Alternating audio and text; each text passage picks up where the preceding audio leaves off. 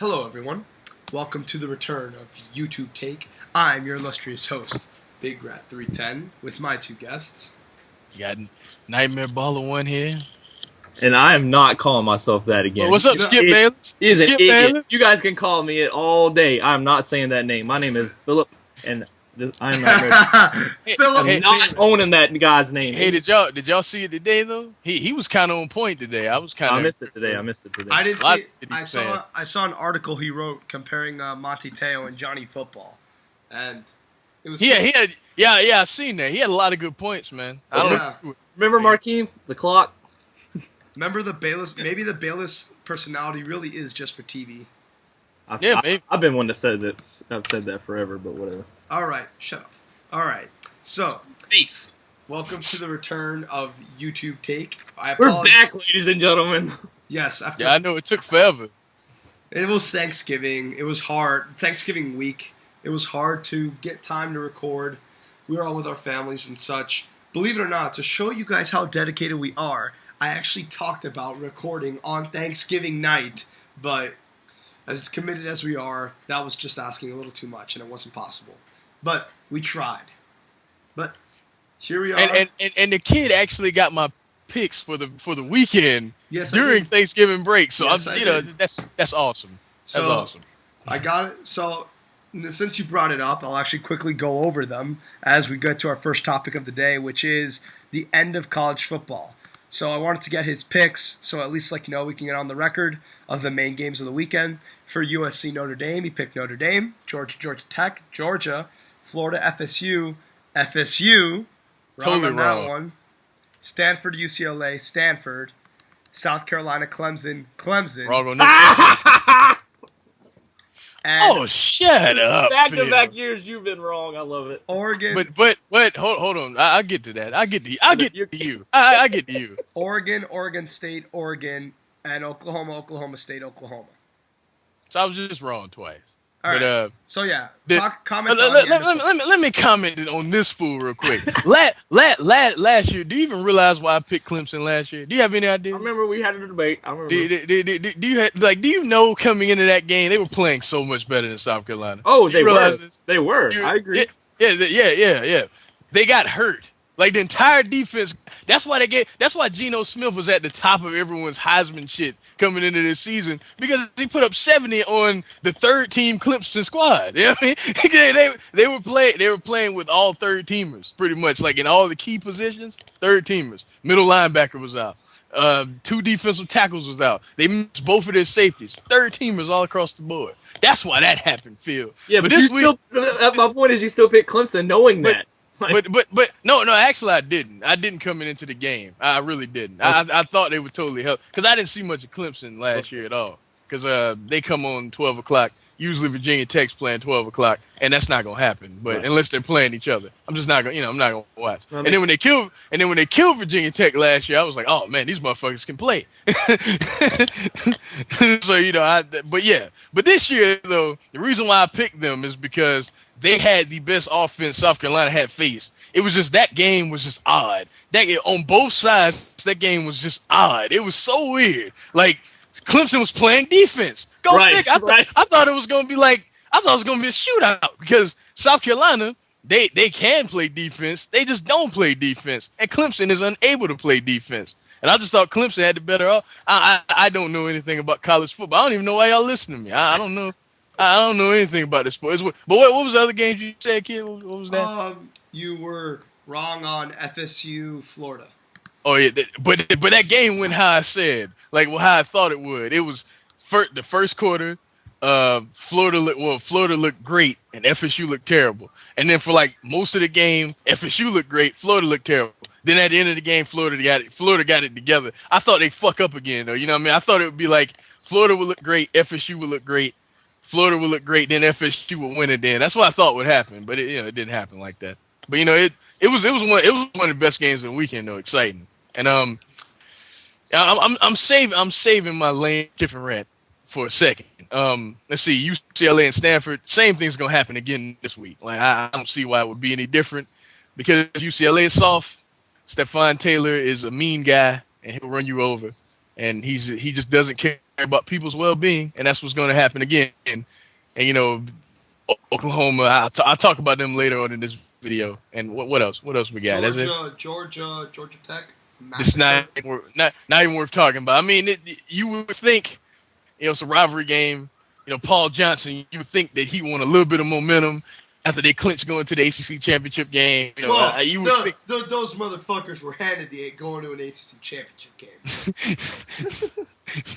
If we didn't self-impose, which was the right thing to do, then... Hey man, you know it happens. Next year though, I'm gonna go out on a limb. Next year Miami will win the ACC. Yay. To make you feel better. To go out because I can't see, like, they're young, you know what I mean? And everyone will be back another year. I mean, another, like, you know, new coach. Well, not new, but you know he's been there for, what, 2 years now. Yeah. You know, third year. You know what I mean? They'll probably win the ACC. I really believe that. With Duke Johnson leading the way, almost breaking Willis McGahee's all total purpose yards records as a fucking freshman. Yeah, I don't know about national title or anything like that, but they'll win the ACC. Look for Duke Johnson in the Heisman race by his junior year. I agree. I would agree with that. And what else? That Oregon State. It was a massacre. Like, you know, I expected that. It was an absolute thrashing. I mean, it was just like, I think Oregon State is kind of back. Remember how a few weeks ago I said I don't know how they're doing this? I guess they just kind of are human. You know what I mean? Because they were beating people and, like, beating them up physically, and that's another young team, and next year they ain't going to be no joke. You know what I mean? But I just didn't think that this was the season. I thought we had to wait a while, and I guess I was kind of right a little bit. A little bit.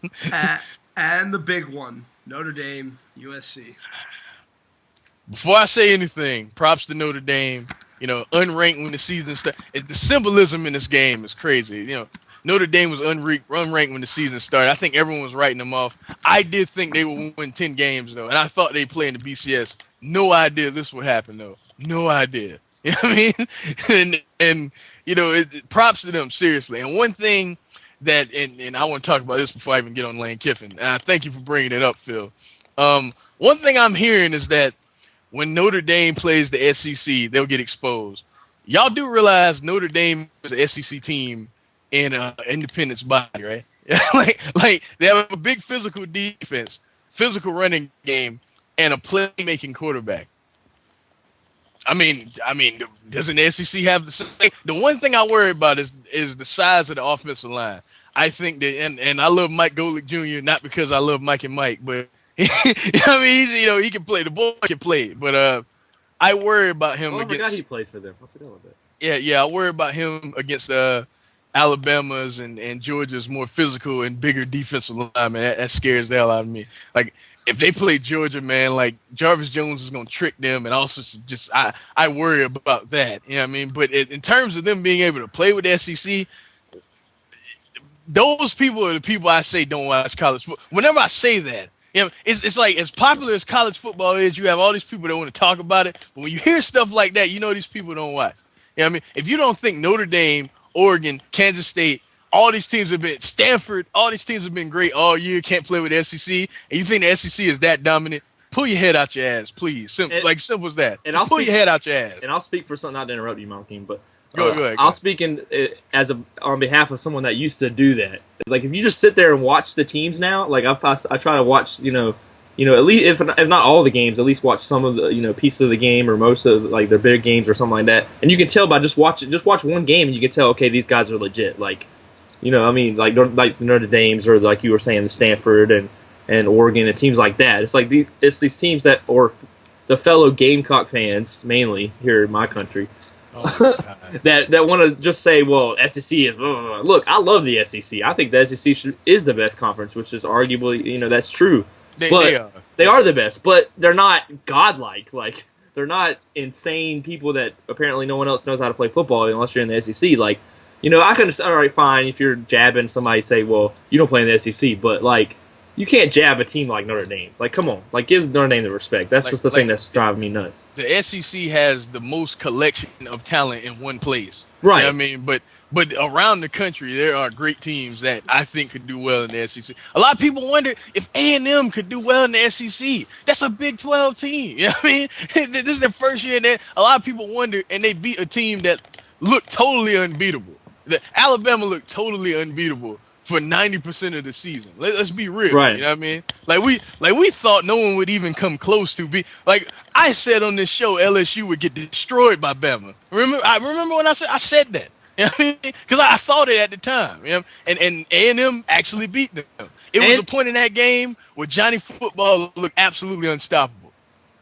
You saw that, right, kid? He looked unstoppable. Saw the whole game. He looked incredible. And the thing about that is, you could say Texas A&M isn't technically even an SEC team yet. Like they are. Yeah, like that's a Big 12 team. That's a Big 12 team. So you're saying just because they're now in the SEC, they just magically got better? Like, no, come on. It's their first year there, and they only have 2 losses. I'm just saying, like, it doesn't matter. Like, if you're a good team, you're a good team. It doesn't matter where you play. But it does. I do feel like it does matter who you play. You know what I mean? But if you play in a different conference, that's ridiculous. That's ridiculous. I'm gonna say and hold on. And Notre Dame has one distinguishing thing that none of these other teams have. Do y'all know? Monty Tail. No. Well, do all teams? Okay, have but but that's not what he's Georgia, going. Georgia has someone like that, you know. But I'll get to that. A kicker? A kicker? No. Notre Dame has this distinction: 10 of their 12 wins have all come against teams that are bowl eligible. No other team in the country can say that. To say that they have not played anyone are the people I'm telling y'all that just don't watch college football. Nobody else can say that 10 of the 12 teams they have played will go to a bowl. That's ridiculous. To say they can't play with the SEC, Bama can't say that. Georgia can't say that. By the way, if 10 of the 12 teams are bowl eligible, then that means one of the 2 that weren't was the University of Miami that was bowl eligible but self-imposed. Yeah, there you go. And the other one is Pittsburgh? Purdue? Is it Purdue? No, Purdue. Purdue's bowl eligible. Navy? Is it Navy? I think it might be Navy. I think it's. I can't remember the 2, but I saw that stat today. I read that somewhere. No, Navy's 7-4, so they probably bowl eligible. It's got to be UM's probably one of them because UM really technically isn't bowl eligible. UM is I know UM and it's one more. I can't. I got their schedule here, but BYU maybe. How many wins they got? No, they got 7 wins. They're bowl eligible. Never mind. But I know it's like 10 of the 12 teams. Oh, never mind. Wake Forest. They're 5-7. Yeah, that's who it is. Wake Forest. Yeah, that's the other one. Okay. Yeah, so think about that. Just think about that for a second. To say they played no one, I can't think of any other team ever that's ever done anything like that. Not even 0-1 Miami did that, did he, kid? No, they did not. Just saying. And 4 of the teams they've played have been ranked, and I think more were ranked before. Like USC used to be ranked, and then there have only been 2 people this year to go to Norman, Oklahoma, and win. That's Kansas State and Notre Dame. So, like, do y'all know Bob Stoops' record in Norman, Oklahoma? And they didn't just win; they won decisively. Yeah, like they dominated Oklahoma, absolutely dominated them. To say this team in my opinion, that is top 5 hardest places to play in college football, and they went in there and they won pretty easily. Manti Te'o was doing jumping jacks. like in the middle of the field. And I'm not joking, he was after the game. But I'm just saying, it's come on now. All I'm gonna say is the UL Lafayette Ragin' Cajuns almost beat the Gators. So, by that logic, anybody can beat anybody in college football, right? No, but that's all I'm gonna say to you. No, and we'll talk about Bama and Georgia later. Okay, now I'm pretty sure this is what y'all been waiting on. So go ahead and strap in. Yep, I'm ready. But this is my last one I'm gonna do all season. Unless something just inexplicable happens in this bowl game. But fire Lane Kiffin now. Like right now, don't wait. Him and his dad need to go because did y'all watch this game? I only watched the first quarter. I was able to watch a few because, of course, the other game was on.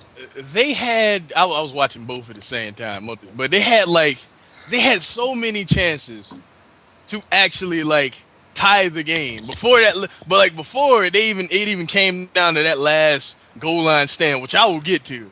But Lane Kiffin, there's a difference between gutsy and just stupid. Okay, like this, it's like honestly, I really believe this. I believe he coaches to make headlines. I don't even think he cares about winning. I think he just does inexplicable bullshit so he can be talked about on SportsCenter. Seriously, like that's why you always hear him running his mouth. Remember he had that. Remember those reporters came up to him and he ran away from him. Y'all remember that? And it's like this guy cares more about putting himself over. He is hands down the Gabe Sapolsky of college football. Seriously, like he does more to put himself over than the fucking program. And people like, oh, kudos for him for wanting his job, especially when USC had sanctions and blah blah blah blah. But no. This is his platform. He wanted the biggest platform, because let's be real, Alabama, and that's about in terms of being in Notre Dame, in terms of being a forum, and in terms of like college football programs. There's not too many bigger than USC. You know what I mean? And he wanted to be the goofy face of college football. It's as simple as that, because I don't understand how he lets his dad, who is a legend, Monty Kiffin's y'all know that Monty Kiffin's a legend, but he can't coach defense anymore. Do y'all know that at least one player at every major level of USC's defense will probably be in the NFL? They got a safety who'll probably go in the first round. Seriously. Have y'all seen them play all year? Have y'all seen their rush defense all year? It's ridiculous. Y'all saw what Stanford did to them? It was ridiculous. Like the way they just get cut and torn apart at the end of games is inexcusable. You know what I mean? And this comes down to instilling accountability in your players. And Lane Kiffin doesn't want to do that because he cares more about being in the camera for dumb shit. Like he did this halftime interview. A halftime interview. Who was it? The fucking sideline reporter. I forget her name. She Aaron Andrews too. What you say? I said Aaron Andrews too. And was it? I can't remember. No, it wasn't Aaron Andrews. It's like volume 2 is what I meant. Yeah, volume 2. We'll go with that. But like she came up to him, she was like, "Well, what do you have to do and to maintain this momentum you guys have, because you guys are hanging with one of the best teams in the country." This fool was like, "Oh, we got to get third down stops." Well, no shit, dude. We're talking about something not that obvious. Like no shit. Yep. Like someone sitting at home can see that, dude. Like you ever see like when Bill Belichick when they run up to him on the sideline and they ask him like, "Hey, what you guys need to do?" It's something that you probably didn't notice, but watching the game, because he's the coach. Right. I mean, he knows more about football than me. He sounded like a fan. See, he legit sounded like a fan. He sounded like I was. We need to stop them from scoring. Yeah, like that. That was what he said was the equivalent of that, Phil. Seriously, like, wow. like it's and then the goal line stand, the fucking goal line stand. What is one thing that no one has been able to do on Notre Dame all year, ever, all year? Do y'all know? Do y'all know? Go in the red zone? I mean, minus that, but the less obvious thing. Do y'all know? I don't know. The QB sneak has not worked all year. Do y'all know how many conversions on second and third down in terms of QB sneaks they have given up all year? Zero. None. He does it twice in a row. Twice in a row. And then being predictable Lane Kiffin, he has this kid who's been and props to the dude, I forget his name, the quarterback. I forget his name. The one that replaced Matt Barkley, because he played well. I forget his name though. He got a promise, man. The kid has a big time arm. Mark Sanchez? No, not Mark Sanchez. Carson Palmer. No, they would. Matt Leinart. No. I'll find it. I'll find it. Yeah, but Marquise Lee and Robert Woods made him look a lot better than he actually was, though, to be honest. But he still did great. I don't want to take that away from him, because he did pretty good. Mostly mistake-free football. But being as predictable, Cody Kessler. Cody Kessler, there you go. Like being the predictable Lane Kiffin, he turns and he hands the ball off. Obviously, that didn't work. Man, Tate was in the guy's face. Bam. You know what I mean? Obviously, that didn't work. You know what I mean? It's 4th down. You need a touchdown and a field goal anyway. Smart money tells you not to go for it, kick the field goal, give you a chance to win. You know what I mean? Because if you don't make it, changes the game because now they can really play clock control and it's over. You have to use your timeouts now. The whole game just fucking changes. Get the points so you can have a chance to score a touchdown. This fool, I like the call on 4th down. The pass didn't get there. You know, it happens. Whatever. It happens. But why not just get the points? You ruin the game. When you do that, you change the whole game. Because if they don't, they're still up by 10 with less than 2 minutes to go. Is that even possible to come back from? It's like a miracle to come back. Rare, yeah, like, rare. at least if you were down by a touchdown, you stopped them, which they weren't going to do anyway because homeboy just gashed what's his name, not Sierra Wood, the other guy, I forget his name, but he been killing them all game, but he gashed them after that. You know what I mean? He couldn't get stopped because the team probably quit at that point because it was over. You know what I mean? It's just over. Like, but get the point, so it's still a 1-possession game. You know, it just doesn't make any sense. The dude does not understand how to coach football. He needs to be gone. I would love to see who's a good coach that's just chilling right now. Mark Stoops got hired by Kentucky, so you know that's out the window. But I really think he'd be a better coach than Lane Kiffin because at least he understands defense. I mean, I can't think, but like someone else needs to come in there. Get someone that will lead these boys. Yeah, I would love to see Phil. That's a good Phil. That's great. Lou Holtz would be great for this team. Be great because he understands football. Yeah, Lou Holtz don't care about being on TV, even though he's on TV now. But you know, he don't care about making headlines about shit he says. He was the most boring coach ever when he was at South Carolina. And he's one of the most boring analysts too. Yeah, it was. I think Andy Reid is probably free after a few. Yeah, that kid, perfect, absolutely. See, this is why he's here. This is why he's here. This is why the kid is here. Andy Reid would be absolutely perfect for USC. Seriously, like the way he instills accountability, the way he just his game plan. You know what I mean? He is an innovative coach. Like what he did in the NFL. You know what I mean? During the Eagles' run of greatness, even minus the Super Bowl. But you know what I mean? He was different. You know what I mean? What he did was different from anything that was being done at the time. You know what I mean? And I feel like Andy Reid would be great for USC. You know, but the administration, I bet y'all didn't know this, but the administration came out and said we are 150% behind Lane Kiffin. But Monty Kiffin, we're not sure. You really think Lane Kiffin's gonna fire his dad? This is what seriously, this is what I suspect to happen. I suspect that Monty Kiffin, he still has ties to the NFL. Y'all know that. And no matter what, he'll be able to get a job anywhere in the NFL, no matter what he does at this college level, because that's just how respected he is at the NFL level. The only reason he didn't stay in the NFL is because he came to Tennessee to help his son. You know what I mean? But I expect something like some odd type position to open up with some NFL team, and for them pretty much saying, you better take this job because we don't want you here. You know what I mean? It won't look like he got fired. It will look like he just left. You know what I'm saying? Right. But it'd be the equivalent of him getting fired. You know what I'm saying? It's just ridiculous. And one more thing I want to say, and then we can get off Lane Kiffin forever, hopefully. Forever. Hopefully I will never have to talk about the worst coach in the history of football ever again. Like, hopefully not. This is the last thing I wanted to say. Coming into this year, USC was ranked number 1 overall. A lot of people that didn't watch college football would say, that's ridiculous. How can a non-SEC team be ranked? Whatever. Matt Barkley, who came a historic season at USC, I mean, he was back.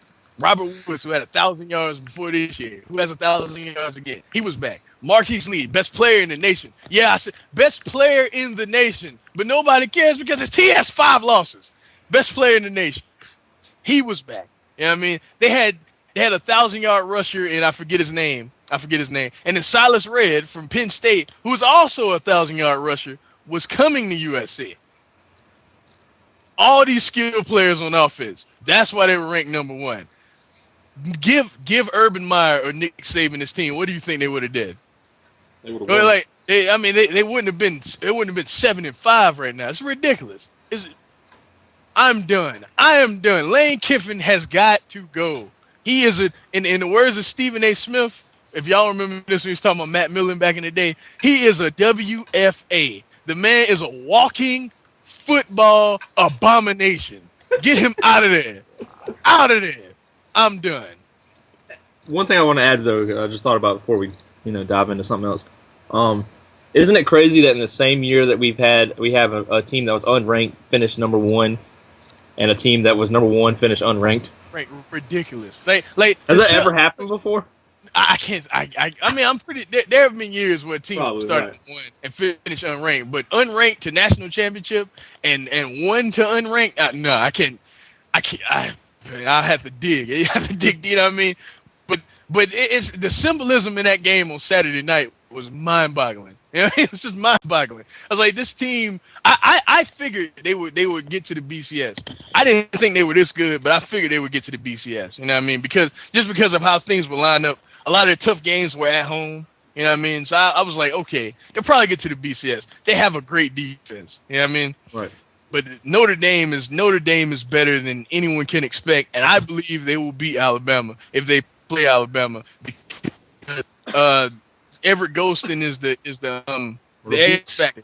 You know, he's the X factor because, as much as I love Nick Saban, and which is a lot, I believe he's the best in the nation. But the one thing that has been proven is that he cannot coach against a scrambling quarterback. Cam Newton destroyed him 2 years, absolutely annihilated him 2 years ago. You know what I mean, y'all remember? I'm pretty sure y'all remember what happened when Jamarcus Russell got a hold of him. Y'all remember that shit? And that was ridiculous. And and then I think Everett Golston is in that same type of mold. I really believe that Notre Dame be able to score in Alabama. It's going to shock a lot of people that it won't be this low-scoring affair because I think Alabama can also score on Notre Dame. But I think Notre Dame has got to be the favorite. Just my opinion. If that happens, all over Myrtle Beach, South Carolina, there's going to be Everett Golston coach's national championship. And it's going to be funny because all these SEC, what's going on? It's SEC. Why are they putting Notre Dame up in South Carolina? Ridiculous, man. I want to say 2 things. My good friend Markeem did say in week 5 after Notre Dame demolished my beloved Hurricanes, and I quote, "I will never pick against Notre Dame for the rest of the season, even if it is Notre Dame, Alabama." And son of a bitch, it might actually fucking happen. So at the time I was just blowing smoke, but now I feel good about it. I feel like a genius now. Respect. And as Markeem also knows, I just get giddy like a little child whenever he throws out those motherfuckers really don't watch college football. Whatever. Like, I just get like a little excited. And now when he says it on Twitter, he tags me, and it makes my day. So, to some motherfuckers who really, really, really don't watch college football, why don't you dig in about Ohio State possibly contending with Notre Dame at the national level if they were ranked? I can't believe I have to actually talk about this. Like, I can't believe, like, how is this even this team? And credit Urban Meyer. All the credit in the world to me goes to Urban Meyer. Braxton Miller will be a Heisman candidate next year. Urban Meyer has done a fabulous job with these boys, and he will get consideration for Coach of the Year. I'm sure of it. And in some places, we'll probably give it to him. Bill O'Brien is another one. Bill Snyder is another one. Brian Kelly is another one. There's a lot of coaches that have done great jobs this year. And, Urban Meyer's right up there with all of them. But they don't play a bowl game. Now, I don't mean a BCS. I mean literally, they don't play a bowl game. And the thing is that now the Big Ten has a championship game. They can't even play in that. Like it's not that, like, it's not like Alabama where no matter, like, last year people were mad. They didn't win the SEC. Blah blah blah. But at least no matter what, even if it wasn't a national title game, they would have been in a bowl game. This team can't even play another game. This is like their season is their season. Their season of playing the weakest non-conference schedule I have seen in years. And like people talk about Alabama, at least Alabama had Michigan. You know what I mean? Like at least they had something. Like Ohio State has, in terms of non-conference, I can't think of. Ohio State played Michigan too, but that's conference, right? But I mean, it's conference, you know. But in terms of non-conference, the weakest I've seen in years. You know what I mean? And their best non-conference was Cal, right? Wasn't it Cal? Yeah, Cal. I was gonna say UAB, but I saw a crossover Cal. Yeah, so Cal. I mean, well, UAB, they're not bad either, but it's one of those two. Yeah, one of those two. And that's just crazy. Like the fact that people are really thinking about putting them number one when the season is. I don't give a damn if Alabama wins the title, and they're the last undefeated team left. If they get number one, these motherfuckers are really on. Like I really think now the Associated Press doesn't watch college football. Seriously, like now they don't even watch because I don't get how this is even possible. Props to these kids. I don't want to throw them under the bus like that because they had nothing to play for, and the fact that they're undefeated is just. It's just mind-numbing to me. You know what I mean? And Bill O'Brien, I want to just throw him in here too. The fact that Penn State is 8-4 after the Sandusky thing, after everything they have gone through, and the fact that they are 8-4 right now is, I think, he's personally my coach. Him or Brian Kelly, I would go with him though.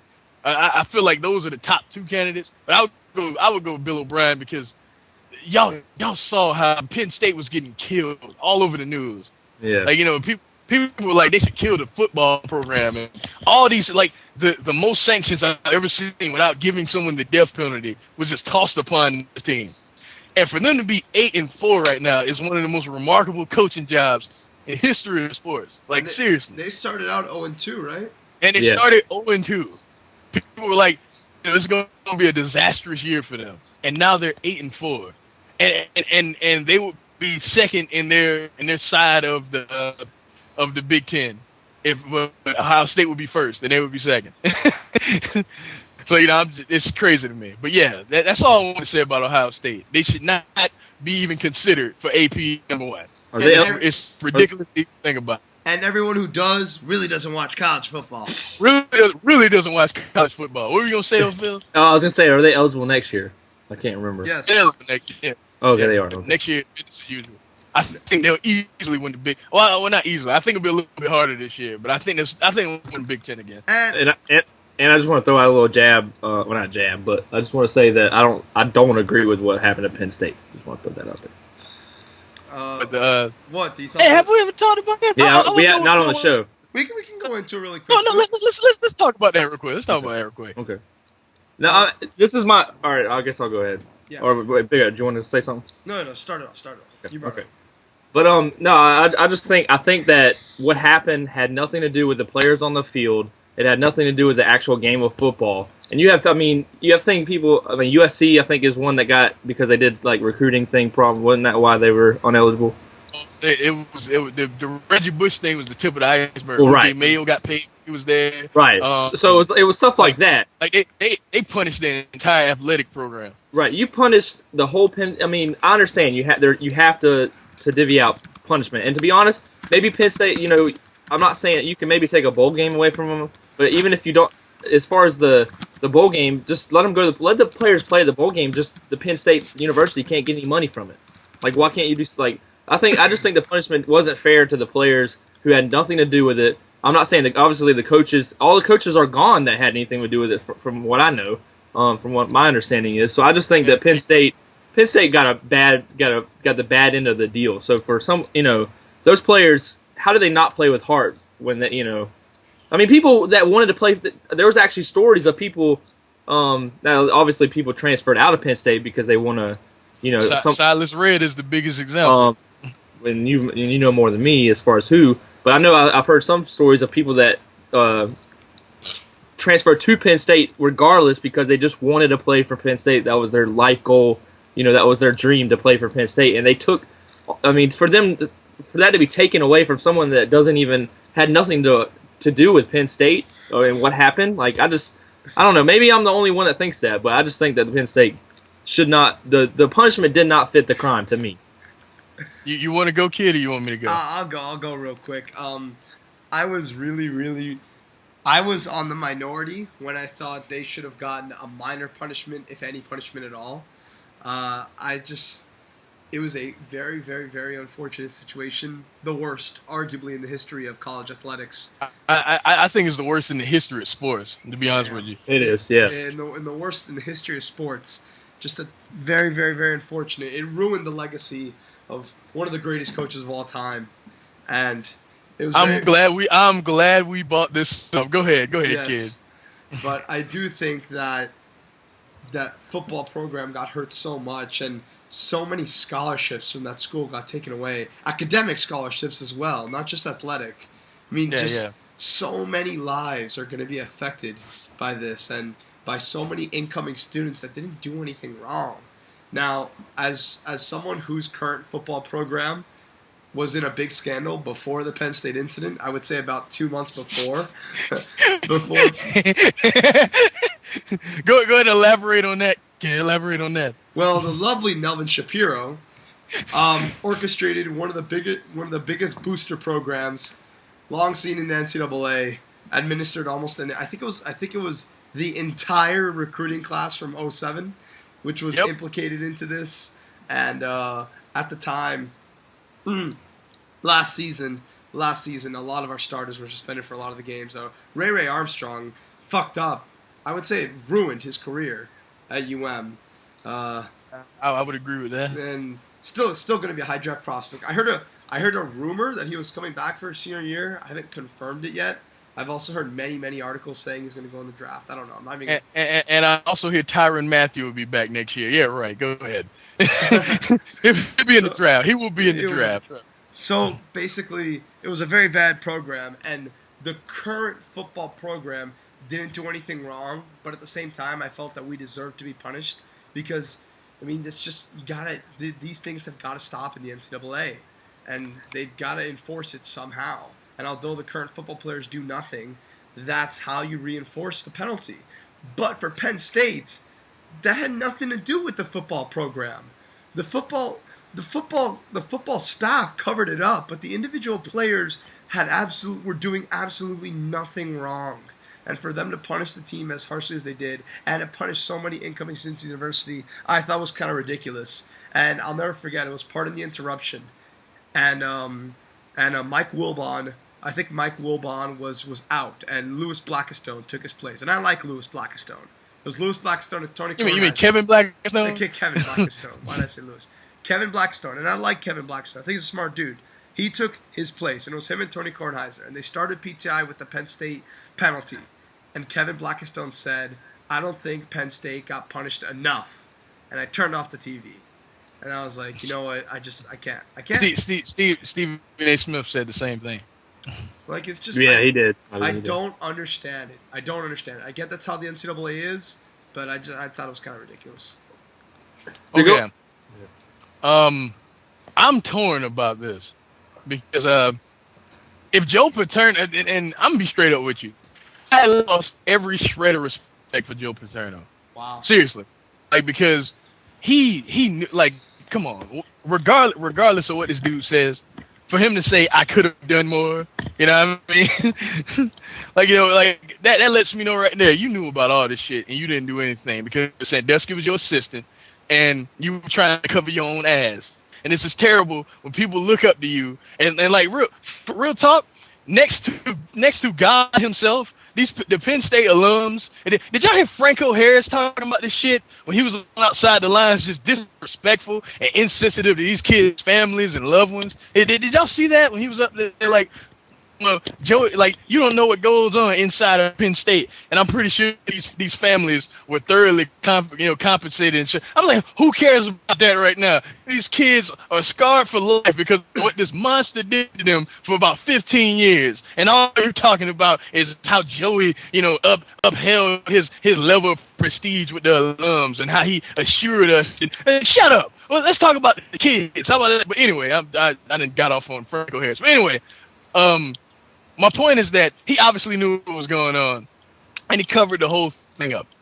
And as ridiculous as it sounds, I don't necessarily agree with what the NCAA did because, fired the athletic director, in my opinion. You know what I mean? I think he stepped down like right before all this shit started to come out, something like that. And fire him, that's what I would have did. But I know the kids weren't playing, and I'm gonna sound like a real monster for this, but I feel like Joe Pa's dead, and if he was there, I feel like if he was there, all of this should have happened. You know what I mean, everything they should have got. If Joe Pa was still alive and he was still coaching, all this they should have got. You know what I mean, if that would have happened, if he was still alive. But him not being here kind of leaves me torn because I feel like no matter what, because let's be real, the reason this was covered up was for the football program. Can we agree on that? Right. And you have to do something to diminish you have to punish the football program somehow. I wish there was a way to do that without punishing the staff and the players. You get what I'm saying? Right. I think that's the problem. But like that's why I'm not outraged that they got I totally agree with both sides of the argument. You know what I mean? Because I wanted something to happen, but I was like, well, that's not really fair, especially to the seniors. You know what I mean? Props to them for staying too, but especially to the seniors that have been there for 4 years. Because this team was projected to do real damage this year. I mean, and then they, whole season got fucked up. You know what I'm saying? So I don't. It just has me torn. But I feel like this is a total black eye on Joe Pa's legacy and career because I always felt like Joe Pa was.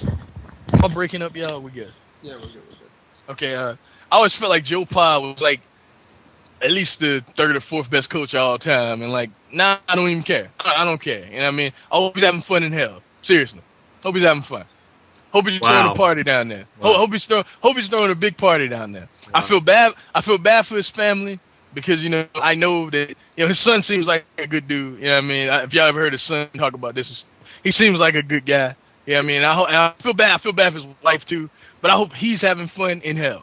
And Bill, I want to talk to Bill O'Brien real quick. Dude, don't leave these kids, man. After the job you've done, don't leave, because people are saying he might go somewhere and get a better job. People are saying he might come to the NFL and take one of these vacancies. Right. Don't leave these children, man. They need you right now. They need you. Don't leave. I hope you hear this. Don't leave, guys. He said it. I read an article that said that his agent squashed those rumors. Said he's not leaving. So, but so did Bobby Petrino's. You right. Know what I mean? Right. So did Nick Saban's. You know what I mean? We don't talk about Nick Saban. Yeah, but don't leave. Don't leave. Like Nick Saban did the same thing. Yeah, he's like, yeah, that's right. He did. I mean, don't feel bad. And he also did the same thing to the Dolphins. Right. Yeah, that's what I'm saying. I'm not going back to college football. But yeah, don't leave, Bill. That's all I wanted to say. But I want to say one thing, and I'm going to sound like really. I know I'm going to get the Skip Bayless comments now when I say this, but I'm just throwing it out there because I think that there was some fishy stuff with his death, by the way, too. Like that just seemed kind of too. Let's call this YouTube take the Penn State edition. I know, but I'm just saying. No, I just want to mention that. Like I think that I'm not saying that anything happened, but I'm just saying that you have to at least look at it like that because I mean, it's just kind of fishy. This all goes through, and he steps down or whatever, and then bam, he's dead. Like really, like he died of a broken heart. You know what? You might be on to something. Look at the conspiracy theory. I'm not. I hate conspiracy theories. I don't usually go for them. But this is really coincidental. You got it right. I mean, you couldn't tell me. I mean, it was literally like within weeks or whatever. It's like Joe Paterno dead. Like really, which makes me think like, did he try to do something, or was he going to bring out information that they didn't want? Or I mean, I know it's conspiracy. I know everybody's gonna be like, oh gosh. But it's something to think about. It's just something to think. Like, right? I'm just laying it out there. Think about it. Take it where you want to take it, and we can. My best friend said that. Right, I didn't mean to cut you off, kid. But my best friend, you met him, Phil. My boy Doc Knockers. Oh yeah. He said that Joe Paterno will die without football. I don't mean to laugh, but what happened? You know what I mean? He was like, because the man needs football. Bear Bryant said that before he actually passed away. He said, if I ain't coaching Alabama, ain't no point in me even living. Exact words. And a month later, he was dead. So wow. Go ahead. No, go ahead, Big Red. I think for what Paterno did, don't want to get into his mentality for all of this, but I think a lot of it was arrogance more than actual malice. Not that it wasn't wrong what he did, but I think the reason that it went on for so long and the reason that he kept it going was not because he wanted to do harm to these kids, but I think he was so proud of his stature in Penn State and the power that he had, that he thought he could keep it under control, that he thought he could calm it down while not letting it get to the public. I think, again, a large amount of arrogance was involved here, and I think that was what led to this fall. Personally, I agree with that too, and I think that it's kind of sad, man, because I feel like he's at least third or fourth. You know what I mean? And now it's like, it's kind of like Barry Bonds. You know what I mean? Right. He'll never be listed. Right. Hey, side note, that motherfucker doesn't deserve his national championship. Just saying. No, who you talking about? Paterno's only national championship was against the Canes. Oh, yeah. With arguably the second best Miami Hurricanes team of all time in '87. Look it up. Look up that roster, Phil. Fucking Michael Irvin going ham. And those motherfuckers had Vinny Testaverde throw 5 interceptions, and we still only lost by 4 points. 5 interceptions. Yeah. So yeah. You're right about it. 5 interceptions, and still we only lost by 4 points. Yeah, but we talk about Joe Paterno and how I feel about him all day, and how I feel that Bear Bryant and Bobby Bowden are both better. But we won't talk about that. Let's go ahead. Yeah, it was very, very. Again, it's just a very, very sad mark on college football, and I think we can all agree that what Bill O'Brien did, respect. Yep. Just don't leave. Please don't leave. He might become the first successful head coach, New England coordinator. Oh my God! I'm just saying, we've talked about that before. Man, look, man, Charlie. Well, we ain't gonna do that. Right. Let's just not go there. Charlie Weiss. All right. Anyways, folks, let's move on to the NFL coaches firing round. So many coaches, more than any other season, have I seen so many coaches have their jobs on the line. Think so? I've never seen it like this before. It's insane. It seems like it's been like this before. No, yeah, this seems familiar, but not this. Now, early. Andy Reid. You got some top. And this has been going on. Oh, you mean like big name coaches? Not just big name coaches, but it's been going on. Like, it's not like week 16 where 5 coaches get fired. It's like week 5 where they say, like, all of these 8 coaches will be fired if things don't turn around.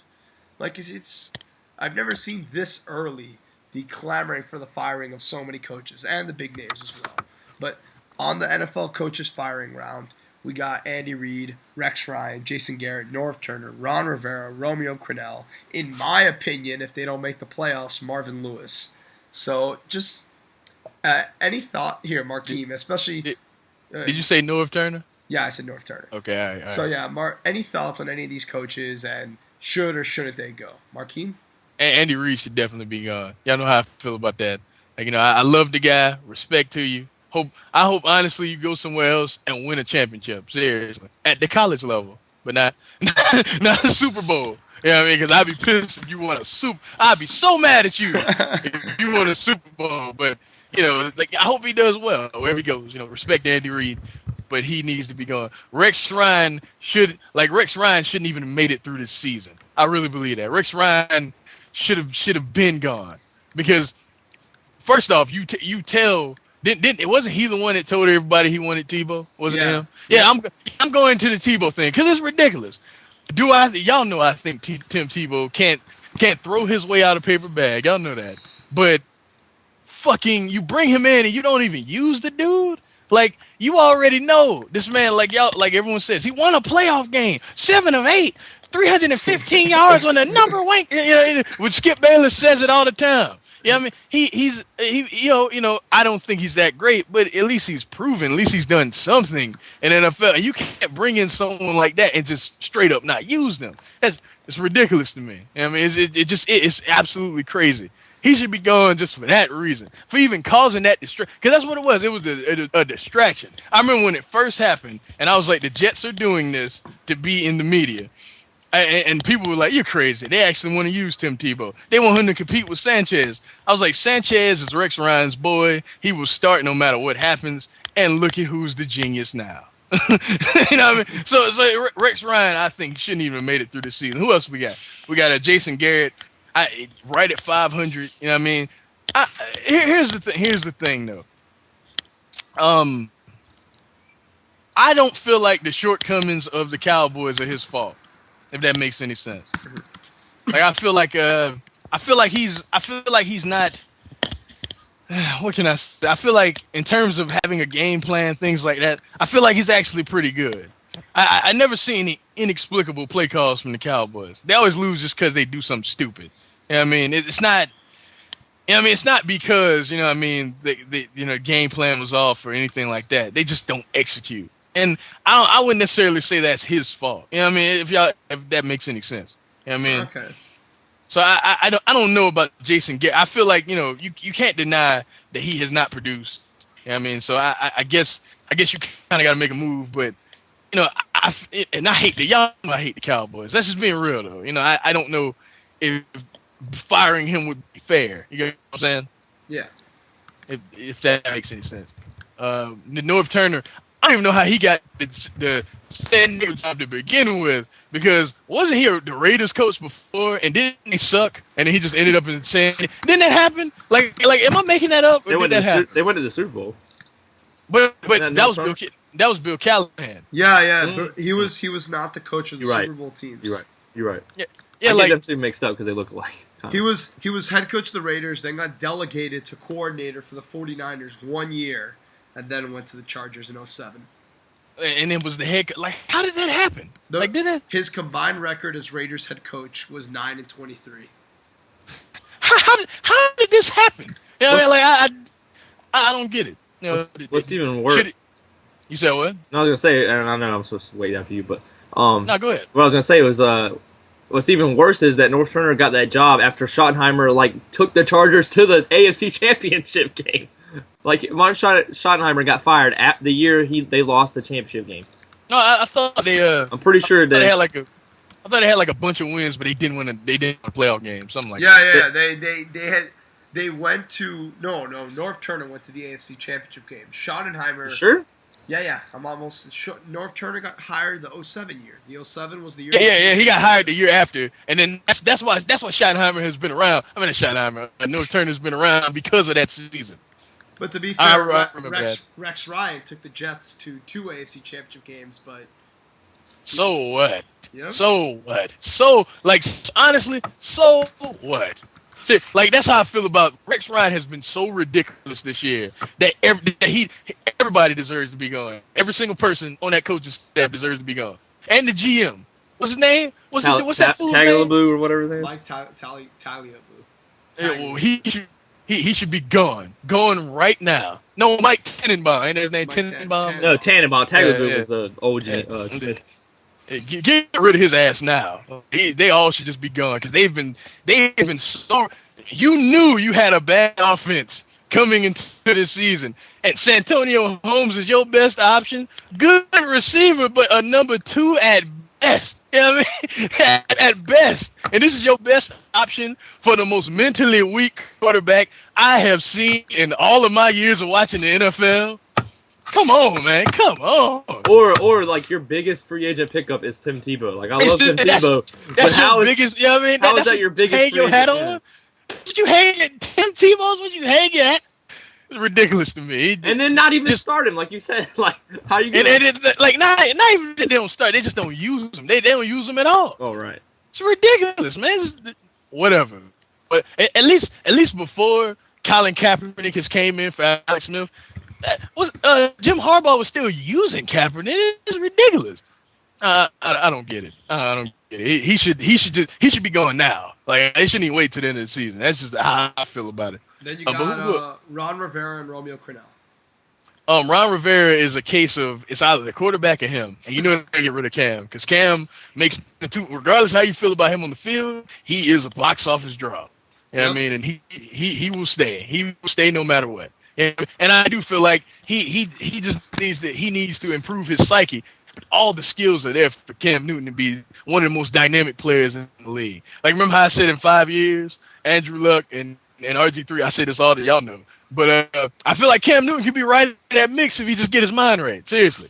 That's how skilled he is. And Ron Rivera will be the person that leaves, not Cam Newton, because everyone can see how skilled he is. You know, it's not like we don't know anything about Ron Rivera. You know what I mean? He could go somewhere else and win a Super Bowl, but we don't know anything about him. You know what I mean? So, right. and Romeo Crennel is fired and hired more times than anyone else I've ever seen in my brother just gave me the throat slash. Right, he's a Panthers fan. He came over here and gave me the throat slash. Like, get rid of his ass. But yeah, like Romeo Crennel has been hired and fired more times than anyone ever. I don't think this matters that much, to be honest with you. So yeah, I mean, I was surprised because he was named the interim Chiefs head coach last year when they fired what's his fucking name? Haley. Yes, Haley. And then when they beat the Packers, that's when they decided to keep Romeo Crennel on for another year to be full head coach. But what has he done in the NFL to be a successful, thriving head coach? I mean, he's just I don't know. To me it never made sense. He was with the Browns for 3 years. It's like a non-story, right? Kid, like it's whatever. Yeah. Now, the reason I didn't put Mike Mularkey, coach of the Jaguars, on here is because it's his first year. They just fired Jack Del Rio, and I mean, the Jaguars have so many problems that I think it's really unfair. Past couple weeks though, they've looked good losing. Yes. I'll say that. I just think it's really unfair in 1 year to try to turn around the fucking Jacksonville Jaguars. I mean, they have so many roster issues. It's a little too much to ask. And as much as I hate the motherfucker, now that Chad Henne's quarterback, they're playing a lot better.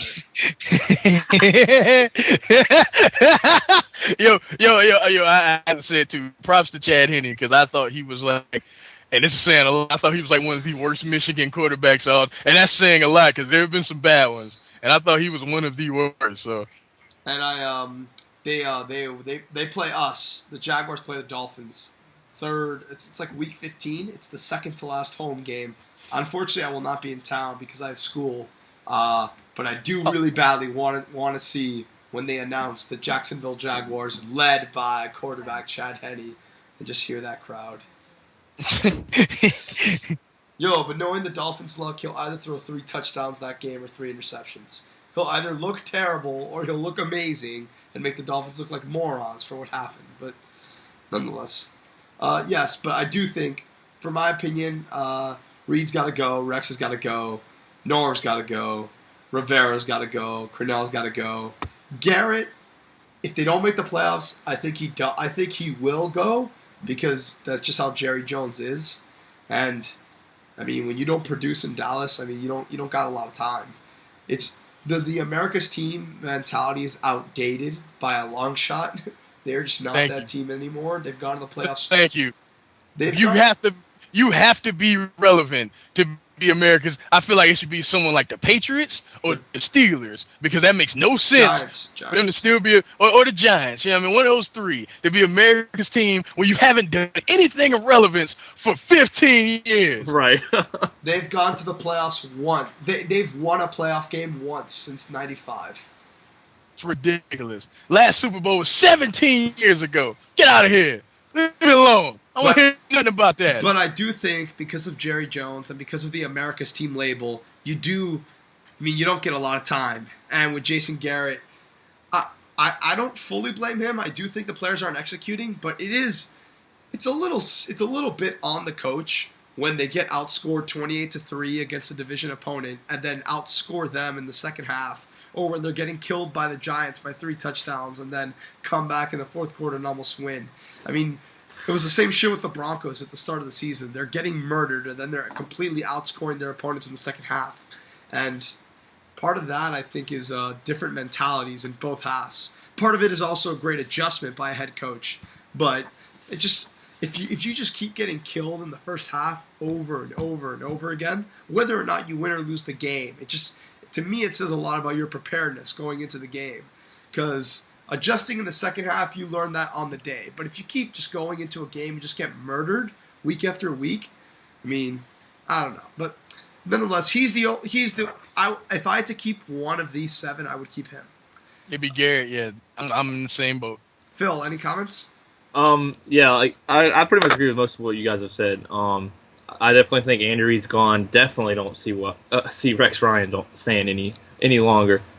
You've heard my thoughts a little bit about North Turner. I think he should go too. That team has underachieved since he's got there, basically. Yep. But they've underachieved for the past decade and a half. Well, yeah, they underachieved for Marty Shanahan before he got there. So right. So I mean, hold on, I was looking at something. Sorry, I lost my train of thought. I'm trying to think. Let's see. Anyway, I was gonna say about Schottmer. He did make, because you guys were saying he didn't make the championship game, right? Yeah. Let's see. I want to look that up. What, did he like in 2004 or something? No, they lost to the Jets then. I remember they lost like 3. They didn't win a playoff game at all. Yeah, for like a while, and then that's why I remember that's why they got rid of him. I remember that year that So it must have been like that year. There was was a few years. Right. There was a few years he was like really good, and they just didn't win in the playoffs. And it was like, dude, you just got to go now. Fuck this. I think it was just. I think the reason I'm thinking it must have been their records. I thought I their remember records. he got fired after LT was going fucking insane, and they went 14-2, and LT won the MVP award, and they got bounced in the first round. And then first round, yeah. Oh, that's what I'm thinking of. Yeah, that's okay. when the Patriots beat them in the division game. Okay, that's right. Okay. Then that would have been the second round then, wouldn't it? Well, their first game. Their first game, right? That's what I was thinking. Okay, so not AFC Championship, but the game before. Divisional, yeah. And they didn't get to the AFC Championship. That's what I'm thinking of. Okay. And that's why. Okay, continue. I'll finish that after. All right. Well, what I was just gonna say that I didn't think with him North Turner and all that, but what did I say? I keep losing my train of thought. Jason Garrett. We'll go ahead and jump back to Jason Garrett. I think that the Cowboys are never gonna win win a playoff or be relevant until they get a coach that's not gonna put up with this I'm a star kind of crap. I really think Dallas is the of all the people that say NFL players don't love it as much. They don't care as much as college football players do. That's why I like college football more. The players that say that, or fans that say that, you can make that argument with the Cowboys. I really think the Cowboys. I mean, that's what people said when Wade Phillips was there, and I think it's the same thing with Jason Garrett. They need that coach, and until they get that coach that's gonna be the disciplined coach, the Bill Cowher is what I mean, he's not going to go to the Dallas Cowboys. They had that with Bill Parcells, but he said, "Fuck this, I'm gone." Well, right, right. So they used to have that, right? But I'm saying now they've become these star happy people. They're getting their paychecks. They don't care. And I'm not saying that all Dallas Cowboys are like that. I don't want to put all the players in the same hat, but I mean the majority of them, you can just see them. You can just look. They look that way. And I think you have to get rid of Jason Garrett. I do. I think you have to. Move on, and I don't think Jerry Jones is going to be happy with that. Ever since, I mean, he gave Wade Phillips probably longer than he should have. So, and I don't think he's going to do that again with Jason. Wade Phillips there? I want to say, I don't want to say it wrong, but I want to say 3. Here comes Jay Crawford with the news. Wade Phillips was there for it was 2. 2, okay. But yeah, but like I said, I don't think... No. Sorry. It was 3. It was 3. Okay, that's what I thought. I thought they gave him... He was able to get one more year than a lot of people said he should have gotten. So 3. All right. So I just don't... Jason, this is Jason Garrett's first year, right? Or second year? Second, right. This is his second year. I just don't... unless the Cowboys somehow make the playoffs, then of course he's going to make it. I don't think he's going to get fired then. But I think they're going to... it's going to come down to that. And if they miss the playoffs, you have to fire. I mean... Like Markeem said about the America's team, or you said it, about the America's team thing, it's if they're going to be America's team, they have to be relevant, and Jerry Jones knows that. He's going to want them to be relevant, so if they're not making the playoffs, he's axing Jason Garrett. I mean, it's just, I think that's what he's going to do. Tired of seeing them fools on primetime TV. Yeah, exactly. And Monday Night Football. This crap, also, I know it's tradition, but this crap about the Cowboys have to play every Thanksgiving game needs to change. I don't want to see them fools every Thanksgiving. They irrelevant asses, everything. I don't want to see that. Right. And enough about Jason Garrett. Like I said, Cowboys. We could go all day about my thoughts on them. But Ron Rivera, I think he's probably getting fired. I could see them getting him another chance, but because of really, I could see it. You are a nice guy. I'm nice, I know. But the reason why I'm saying I could see them giving him another chance is I've seen teams. There are certain teams that will give that coach another chance, and there's other teams that won't do it. AKA the Raiders, which you did not mention. I think Dennis Allen will be fired. Yeah, but it's the same thing. It's just 1 year. Now, granted, last year under Hugh the Jackson, Raiders do that all the time. Like that's what I'm saying. No. I mean, they're probably an exception to the rule. But you're right about that. But I'll say this: Alvin Davis isn't alive anymore, so they may give him another chance. I know that sounds bad. They fired. No, you're right. You're right. Al Davis is. If you didn't win a playoff game or do anything, I mean, he fired a coach that went 8-0 in their division. Like he fired. Yeah, they fired. What's his name? Hugh. No. I know. I don't know. I know who you're thinking of, but I know that they also fired. I think you're thinking of Tom Cable. Yeah, Tom Cable. They also fired Hugh Jackson after he almost went to the playoffs with them.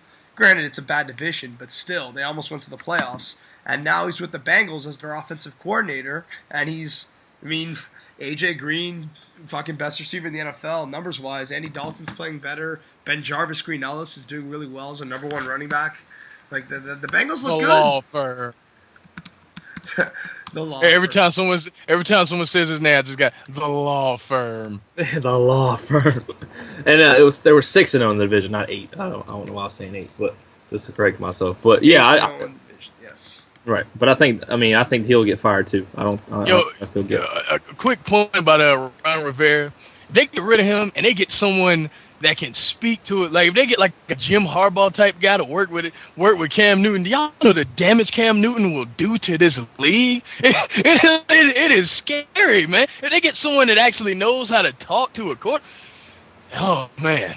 Right. It's scary to think about. The damage Cam Newton, like look at his size, look at his arm, the damage he can do to his league is frightening. It's frightening. The boy is just soft. Just soft.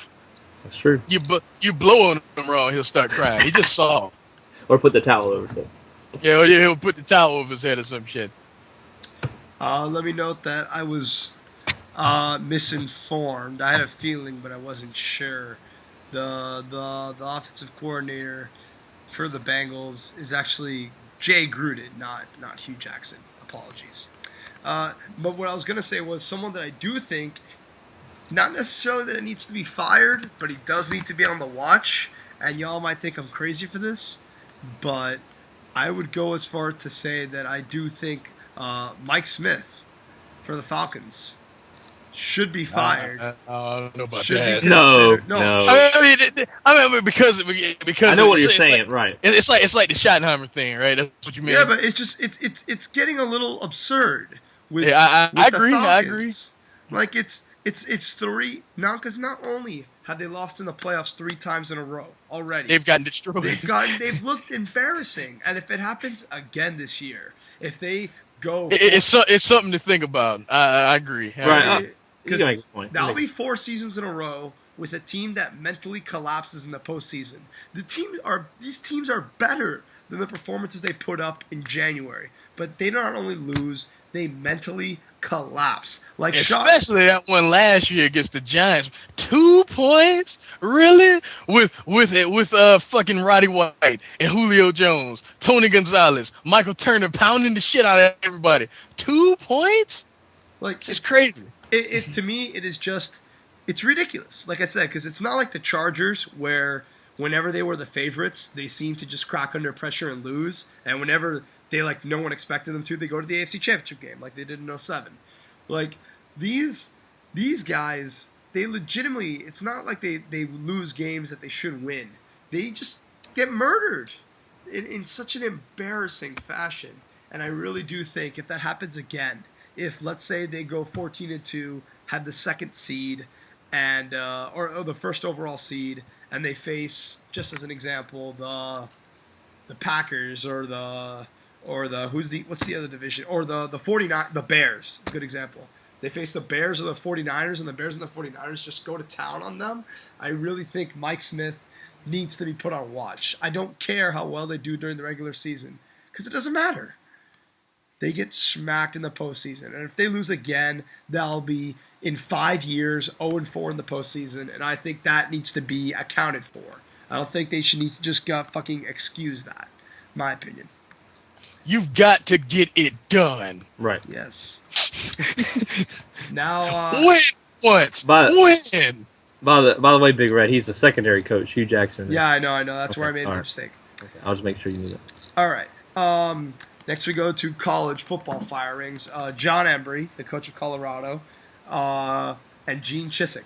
John Embree, obviously the big controversy for an African-American coach being fired, and the issue of race in college football. Our fellow college football / black person spokesman, please. Black person spokesman. Please explain your thoughts on the firing of John Embree. Well, if y'all saw his press conference, I just saw the clip today when I watched like the tail end of, well, not the tail end, but it was like a good. It was a part of the first take where they showed like his press conference. This was the first time I saw it, and he was talking about something. Well, this might be it for me being a head coach. Black coaches don't get a second chance in college football. And for as much as I say people love pulling the race card, and I hate it as a black man, it's ridiculous. Not everything that happens to you has to do with the fact that you're black. I mean, come on, like if someone follows you around the store because they think you'll steal, but they don't follow a white person that's actually stealing, that's racial profiling. If you get stopped because you were speeding, that is not racial profiling. You're speeding. You know what I mean? But there's a difference. You know what I mean? But in this case, he's absolutely right, because aside Tyrone Willingham, how many black coaches that have been fired have ended up somewhere else, man? Like it just don't happen. Yeah, I mean, and it's coincidence. No, it's the old school mentality of college football, man. Like for the longest time, it was a racist game. I mean, Bear Bryant was a racist. He's the greatest coach the game has ever saw, but he was a racist. You know, he was the face of college football, but he was clearly a racist. Yeah, I mean, that's just how it is. Look at the SEC. Remember when Sylvester Croom first got the job, and I was like the first black coach in SEC history, and I was only like 2006. That was like 6 years ago. You know what I mean? Wow. That's just how it is, man. Like it, and it's unfortunate, but the difference I think from him crying about it and shit, you were all time horrible this year. Colorado was all-time bad this year. They gave up 35 points to Arizona State. This is a team that does not score hardly at all. You know what I mean? Like, I think they averaged around like 21 points a game, which ain't horrible. But in the Pac-12, I think that was last. That's ridiculous. It was second to last or something. I know Colorado, I think, was last, but I think it was like. But that is ridiculous for you to get blown out by a team that wins close games against everyone. That's just what they do. That's just how they win. If you to get blown out by this team to the point where it's not even close, y'all score in garbage time, you deserve to be gone. Right. Oregon embarrassed these niggas in the first. Oregon put up 49 points in a quarter and a half against this team. This nigga deserved to. I'm gonna say nigga because not only because he's black, because he's ignorant. Nigga. He deserved to be gone. Hey, don't cry about how you won't get a second chance and all this stuff. How about you go somewhere and be a coordinator, learn more about coaching, and then try again? Shut up. That's how I feel about that. He is right, but not right. You know what I mean? He is right, but he doesn't have a right to say anything because he's not right about himself. Right. You know what I mean? Like he has a point. He's 100% right, but he fucking sucked. So whatever. That's how I feel about that. And Gene Chizik. Oh yeah, yeah. I'm gonna pose this question. I want y'all to comment. Any of the 5 of you that watch this for college football, motherfuckers watch the game. But I want y'all to lead us in the comments. Is he the worst coach to ever win a national championship? Like, it's a worthy question because after Cam Newton left, he has been just awful. Auburn went through the entire SEC season and did not win a conference game, y'all. That's unheard of. That's unbelievable. Even Vanderbilt at their worst. You know what I mean, Vanderbilt turned out to be pretty good. They go into a bowl. But Vanderbilt at their very worst. Told you. Oh, shut up. They're not that good. I said they're pretty good. Don't get twisted. But at the very worst, though, they have at least won one or two conference games. This team, they tied a record that South Carolina had for like years, since like the 90s. People thought that no one would ever even come close to that because the SEC is just too competitive. Yeah, I mean, someone will beat one team. I mean, they didn't win a conference game, man. Like, how's that possible? And I really want to pose that: is he the worst coach to ever win a national title? I say no. But it's something to think about. Who I say the kid won't like very much. No. Who am I thinking about, kid?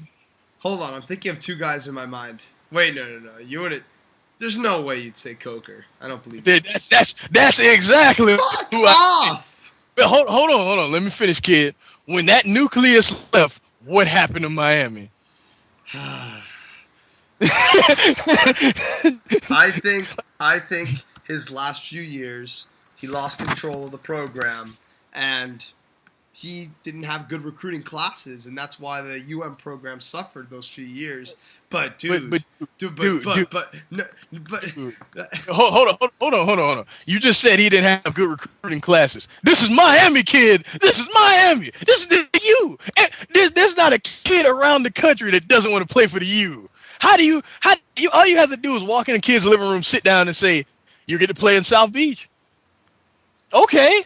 It shouldn't be hard to recruit. It's Miami. This is Miami. Come on, man. That's Coker. I'm sorry, kid. That's Coker. Dude, hey, you realize, like, not only the 2001, the greatest team in the history of college football. Arguably. And then you got the 2002, the two-time national champions. How can you be the greatest team and not win a national championship? They did. Did not. Well, the 01 team won. The 01 team Oh, did. the 01 team. Oh.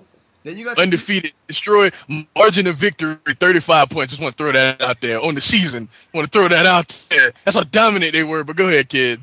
Then you got the 2002 team, who, the two-time national champions. No, that didn't. No. Then you got the 2003 team, which only lost one game in the entire regular season and still won the Orange Bowl. Yeah, but then what happened when the nucleus left, kid? What happened when the nucleus left? That's 3 years of dominance. But they were kicking him out the door when the nucleus left. They were kicking this dude out the door, dude. Like the very next season, they wanted him gone. I'm just saying, like, at least the fire Chizik shit didn't start until this year. Yeah, I mean, he got 2 years after, like they wanted Coker going the year after everyone left. When Brock Berlin was in there throwing the ball, it was like, oh, we got to get him out of here. We got Brock Berlin and then Kyle Wright. So, kid, kid, yes, but he was just his first 3 years at UM. He was fucking. You're stuttering him. His first 3 years, he was 35-3.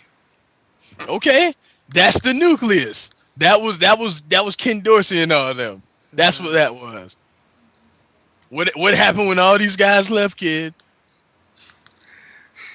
All right. We're not talking about this. This is asinine. I'm talking with someone who really doesn't watch college football. No, don't put that shit on me. I mean, I feel like Chizik is debatable, and I feel like it's between one. Fucking Chizik went 8-5 and 3-9 after the championship game. Coker did better than that.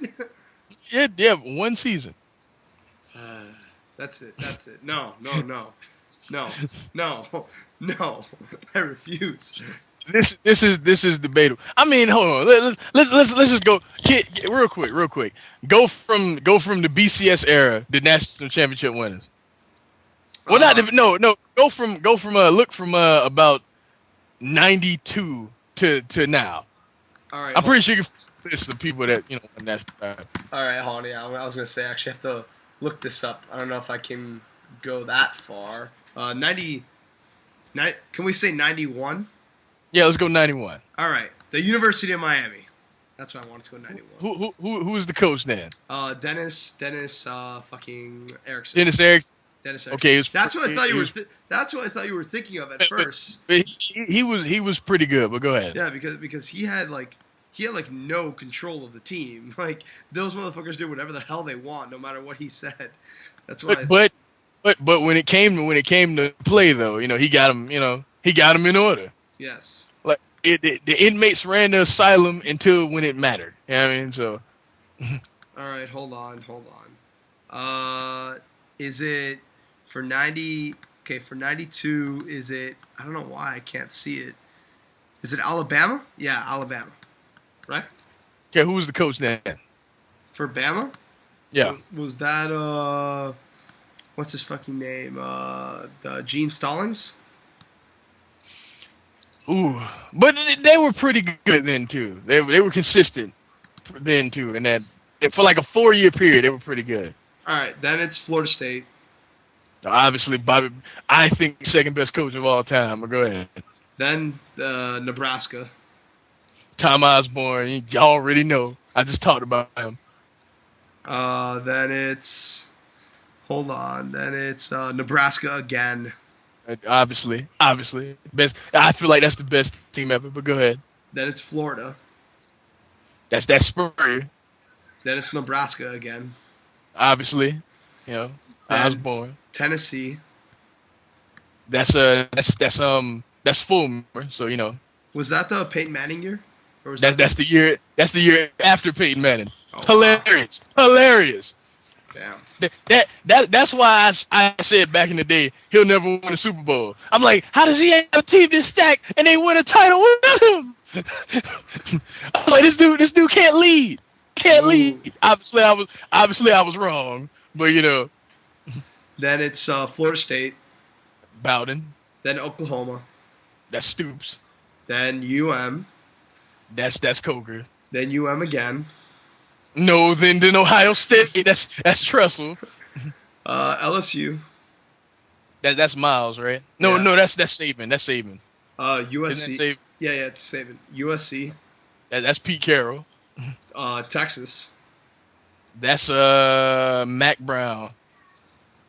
Florida. That's Urban Meyer. LSU. That's Les Miles right there. Florida again.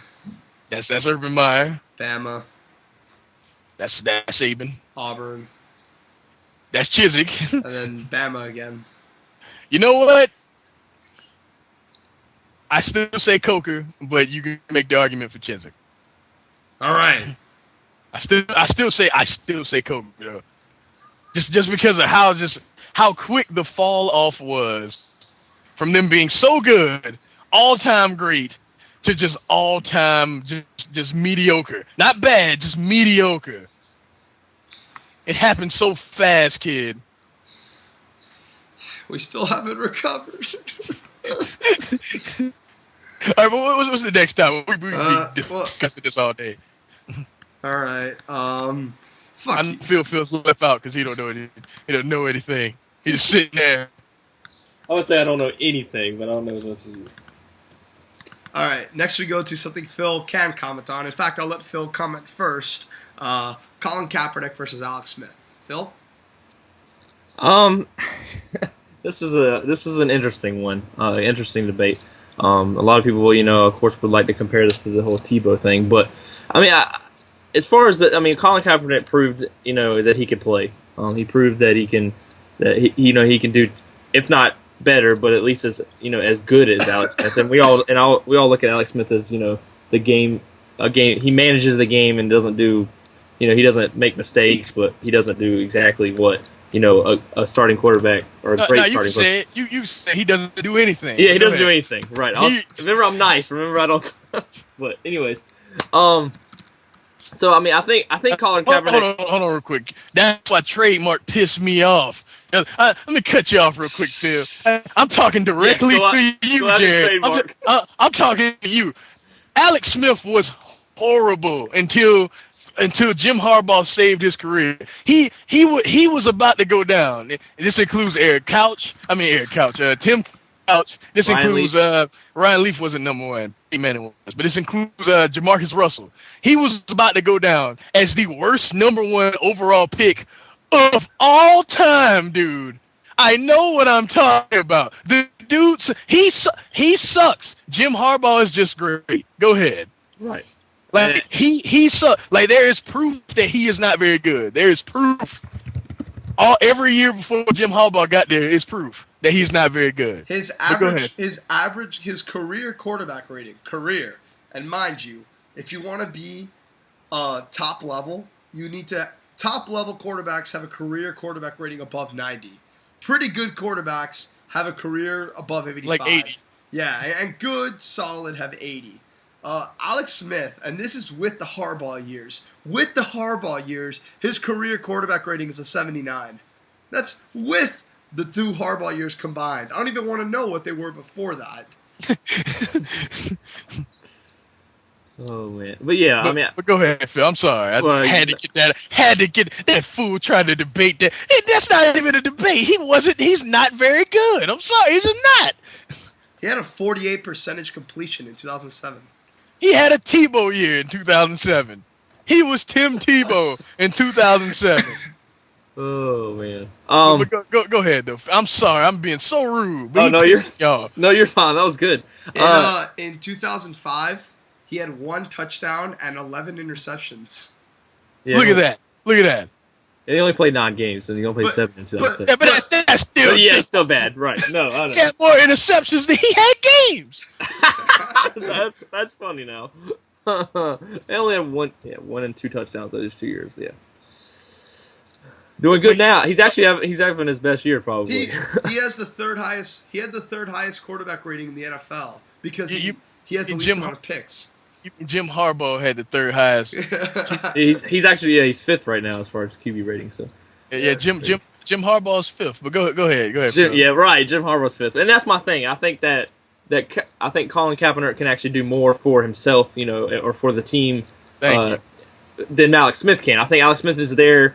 I think it's one of those things where this was what me and Markeem are saying is John Harbaugh knew that Jim Harbaugh. Both are awesome, but that's right. Jim. Jim Harbaugh took Alex Smith and was like, well, if this is what I got to work with, I'll work with it. Then he's like, oh, Peyton Manning's available? Alex Smith, move out the way. If he was good, trademark, that wouldn't have happened. Right. Trademark. That wouldn't have happened. He would have now. I know he's Peyton, but you didn't see other teams that have good quarterbacks. The Texans with Matt Schaub said, no, we got a quarterback. Exactly. Right. Which we all know Peyton Manning's better than Matt Schaub, but that's the argument of the fact that a team with a good quarterback was not good. Right, they're not a team with a good quarterback was not going to risk that by going after a guy that you might not get. Even though he is Peyton Manning, and you only get him for a certain amount of time. Right, maybe 3 years tops. Maybe. If you already have a good quarterback that can last you 10 years, you keep him. Right. And Alex Smith is what, 30? Is he right at 30? 29. 29. And it was trying 28. to. 28. That's even worse. They was trying to replace you with a man at 35. Shut up. Shut up, trademark. Shut up. He's not good. The man is not good. But I'm being so rude, Phil, and I'm sorry. No, you're saying better stuff than I could say as far as this. Like I said, I think you start Colin Kaepernick. Kaepernick, sorry. I honestly think that because I think you got Alex Smith who is just there. Let's just put it that way. He's just there. Or you have Colin Kaepernick who actually proved he made plays himself. He made plays in that first game against the Bears, and then he did good. The Saints game. That's a big game for him. If they need to beat the Saints, that game could go down as the reason why the Saints don't make the playoff. It could. I'm just throwing it out there. So I'm saying that was a big game for him. And he went out there and beat the Bears and the Saints. Not single-handedly, but I'm saying he didn't do anything that Alex Smith could. He can do more than what Alex Smith can do, and he at least can do what Alex Smith can do. If that made any sense the way I said that. But I'm saying I get right. I'm saying you can take Colin Kaepernick I keep butchering his name. You can take Colin and tell him to be Alex Smith. He just said fuck his last name. Yeah. You can take Colin and tell him to be Alex Smith, and he'd probably be a better Alex Smith than him. That's how I feel. I think, and like I said, he can run. So if he can pass just as good, if not better, than Alex Smith, why not use him? Because he's got that running ability as well. That's my thoughts on it. I want to say very quickly that I'll finish off. Then I'll give it to you. I think because Miguel said this on Twitter. Hey, Miguel, and he made a good point. He was like, "Hey, Miguel." He said, everyone's so quick to throw away Alex Smith, but the dude did win the playoff game for them and get them to the NFC Championship game, and not every quarterback can do that. And while that is true, and normally I'm on the side of not getting carried away with a new quarterback, for instance, for the Dolphins 2 years ago, when Chad Henne got hurt and Tyler Thigpen came in. Tyler Thigpen! Coastal Carolina. I'm sorry, I had to get that. Okay. A lot of people were very, very quick to say that Thigpen was the savior of the franchise, and I was on the team of savior of the franchise. I don't know about savior of the franchise, but I think you should have started. I'll even say that. I was on the team of not too sure about that. Let's give him some time and then see. And then after the very next game, I had people telling me this dude can't play. So whoa. All right, I'm sorry. The guy that took the Chiefs. Anyways, I won't go on a Thigpen rant. So I when I heard Colin Kaepernick was going to start, I was like, you know what? Let's not all be too quick. Let's just actually give him more than one game before we decide if he's already better for Alex Smith. That one game was against the Chicago Bears, and he destroyed them. This is one of the best defenses in football. This team has looked unstoppable. This team, for the exception of when they played the Houston Texans, and I guess the second game against the Packers, I mean, they were fucking killing teams. They were putting up 40, 50 points on the board like the Patriots, but they were doing half of that with their defense. They were looking incredible. Here comes Colin Kaepernick, who just annihilates them. This is the Bears. I think it's safe to overreact after one game when it's against the fucking Bears. And Colin Kaepernick does that? Jesus. And you can say with what you're saying about Alex Smith being able to help them win a playoff game, you can also say he was part of the reason they didn't go to the Super Bowl. Yes. He is. No. He is the reason. Well, I like to look at those fumbles too. I mean, geez. Fuck that field. Stop. No. Even before the fumbles, one touchdown, they win that game. They don't tie. They don't none of that. They win that game with one, not a field goal, one touchdown. Just one. At the end of that game, it was pathetic how many field goals that David Eckers' leg was probably tired as shit because he keep coming out on the field and kicking field goals. One touchdown, they win that game and probably beat your Patriots. Sorry, Phil, and win the Super Bowl. That's ridiculous. I can't wait. This Michael. Go ahead, kid. I'm sorry. I can't wait. People seem to forget that they were 0-13 on third downs. That's pathetic. You know, I mean, they didn't have the best receivers. Yeah, that too. They didn't have the best receivers, but a quarterback is supposed to make his receivers better, and Alex Smith doesn't do that. Kaepernick seems to do that. And Kaepernick's hot right now. He's doing well. He's looking really good. Did you see Mike? Did y'all see Michael Crabtree these past 2 weeks? He looked like how he was supposed to look coming out of Texas Tech. Seriously. No, I was like, wait, Crabtree's relevant? What? He was running like quick routes and making people misses. I was like, is this a Texas Tech game? Is this 2000? Am I watching a college flash classic? That's what I thought I was watching. You ever watched them on Fox Sports? I thought I was watching one of those. It was ridiculous. So that's why I feel that, you know, and Kaepernick's momentum right now, I mean, he's rolling. Don't stop it. I mean, Alex Smith was working, but Kaepernick's working better. And I think he deserves the credibility to at least keep playing, in my opinion. Until he loses the job, right? I think it's his job to lose. His job to lose. Markeem? Y'all want me to go? Yeah. Go ahead. I feel like Colin Kaepernick has destroyed any talk of Alex Smith playing another game in a 49ers uniform. Wow. As long as this dude is healthy, there's no need to pull him. I don't give a damn if he has a bad game next week. You know what I mean? Next practice, you can get Alex that won't, you know, a bad game next week. That's out of the realms of Alex Smith for the past 8 seasons. You know what I mean? So whatever. You know what I mean? You know what I'm saying? So, you know, I feel like this until he's been consistently bad he should have an opportunity to keep playing. I mean, because he had another dimension. Alex Smith isn't athletic anymore. Remember, he looked really athletic when he played for Urban Meyer. Since he's been in the NFL, he's looked like Tom Brady. You know what I mean? In terms of athletic. You know what I mean? Right. Like you know, I wouldn't go that far. I'm being a little mean, but he's slow. I get your point, regardless of hating on my boy. You know what I mean? He's looked slow and feeble. You know what I mean? And then you got what's his name? Kaepernick, who's like, throwing on the run and being dynamic and making plays himself. He's not managing the game. He took the fight out of the Bears. He took the fight out of the Bears. Him and those receivers and Vernon Davis took the fight out of the Bears. Wasn't the defense, even though they played well. I'm not saying they didn't. It wasn't the defense, wasn't the running game. It was him. You know what I'm saying? He went to New Orleans.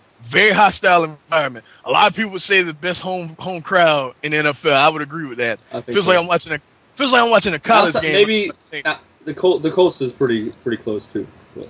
Yeah, I personally don't think so. I think that place. Well, when Peyton played, that place got pretty loud. But they used to play in an RCA dome. That place was loud. I give you that one. Okay, maybe they got a new dome. They didn't they? And so, it's different, you know what I mean? But the Mercedes-Benz Dome is like a college atmosphere. It's like the swamp or some shit. I ain't never seen no shit in the NFL like that, you know what I mean? And he went out there, and he played virtually mistake-free football. You know what I mean? This kid, he is an actual quarterback. Meanwhile, Alex Smith is just a man that just does what he's a puppet. Jimmy Harbaugh pulls the strings. He does it. He is the y'all know a comic book nerd. What's his name? Jim Harbaugh is what's his name? What's his name? Is Wesker? What's his name? The ventriloquist. And fucking Alex Smith is Scarface. Seriously. Like, I mean, it's that bad. Yeah, but the thing is, Alex Smith don't realize he's the puppet, like Scarface. So, you know what I'm saying? It's ridiculous. It's ridiculous. Kaepernick deserves to keep this job. What'd you think of Period. What'd you think of Cap in Nevada? You said what? What'd you think of Kaepernick in Nevada? He was good, but in Nevada, see, he didn't really throw that much. You know what I mean? Because Nevada, they have like this super rushing attack they do. It's like the weirdest offense you ever seen in your life. The quarterback runs it. The wide receivers run it. The fullback runs it. The halfback runs it. The coach comes on the field, he runs it. You know what I mean? It's weird. Like, they had a season where they had 4 1,000-yard rushes. I mean, they have this weird system, you know what I mean? But I didn't see him throw a lot, so I was a little worried, you know what I mean? All right, I got you. All right, next up is the Heisman thoughts entering the final weeks of college football. Johnny Football, Monty Teo. That's all we need to be concerned about, right, Marquine? No, it is not. You ask ESPN, that's what they would say, but no, it is not. Like, did Colin Klein die? Like, I missed that. Like, I've been watching, the news for a while. I'm pretty sure it would have been somewhere. Did he get in a tragic accident or something like that? Something happened that I missed? You know what I mean? Did his concussion kill him? You know what I mean? Did he pop too many pain relievers like Eddie Guerrero and ended up dying? Is that what happened? Because I'm just saying. I'm just asking the question because the man, at last time I checked, he's breathing. It's ridiculous, dog. He had one game where he was dealing with concussion symptoms. A lot of people say he probably shouldn't have been playing. And it showed if you actually watch the game, ESPN, instead of just looking at the final score like, oh, Baylor blew them out. Oh, well, Colin Klein was normal. No, he wasn't. He was dealing with concussion symptoms. I'm not, I told y'all. Remember what I said? I was like, if Baylor wins, they would have the square possession. Remember when I said that? Right. And then, and you saw what happened. I mean, That's how they dictated the whole rhythm of the game. That's how they ended up winning. But Colin Klein was obviously not himself. Who's to say he wouldn't be able to match that? You know what I mean? Like, who's to say that? I mean, he wasn't himself. And now all of a sudden he has no shot to win the Heisman Trophy. Do not be shocked if he wins Maxwell. Like, don't be surprised. You know what I mean? It's ridiculous to me. Who would I vote for? If you ask me right now, who would I vote for? It would probably be Johnny Football. But if Colin Klein won, I would not be mad because he had been consistent. Oh yeah, I feel like Johnny Football has more moments. I mean, more big time like signature moments than Colin Klein. But Colin Klein is the most valuable player in the country. You know what I mean, so it's like it's like splitting hairs. It's kind of like when Eli was nominated. You know what I mean? A lot of people was like Eli, but if you look at the numbers, Eli's numbers weren't compared to like who won that? I can't remember who won that year, but the numbers weren't up there like that. But he still was the most. Was it 04? Yeah. Matt Leinart, I think. Yeah, Matt Leinart. His name. Well, there you go. His numbers weren't compared to Leinart, but they kind of were. But like Leinart was more efficient. You know what I mean? And but Eli Manning was the most valuable quarterback in the most valuable player in the game. It's kind of like that. You know what I mean? So and let me talk about Matt Taylor real quick, okay? I believe he is the best defensive player in the nation. I feel like he's the game changer. I feel like he's clearly the leader of the best team in the country. But there have been linebackers to have better numbers than him on national championship teams that have been similar to Matt Taylor and did not win the Heisman Trophy. For him to win the Heisman Trophy, I feel is unfair to all those players I just named. That I didn't name, but that I alluded to. Ray Lewis being one of them. You know what I mean? I feel like that's unfair. From the know what I mean? From the From the youth. And Derek Brooks is another. I think Derek Brooks is in it. But there have been a few. You know what I mean? For him to win the title, it's not fair. I feel like it's not fair. That's just me. I just feel like it's just bullshit. You know what I mean? Now don't get me wrong. If he won, it would be nice to see. It'd be nice to see it. You know what I mean? If Charles Woodson can win with the numbers he had, which were dynamite, don't get me wrong. He played all three stages of the game. He played a little bit of wide receiver. He played defense, and he played kick return. You know what I mean? He was dynamic. He was all over the field. He deserved the Heisman that year. But in terms of straight up defensive numbers, Taylor has better numbers. You know what I mean? But it would be cool to see, but it would be robbery. You know what I mean? It should be Klein or Manziel. Klein or Manziel. I don't want to hear any other name but Klein or Manziel. ESPN. I don't want to hear any other name but Klein or Manziel.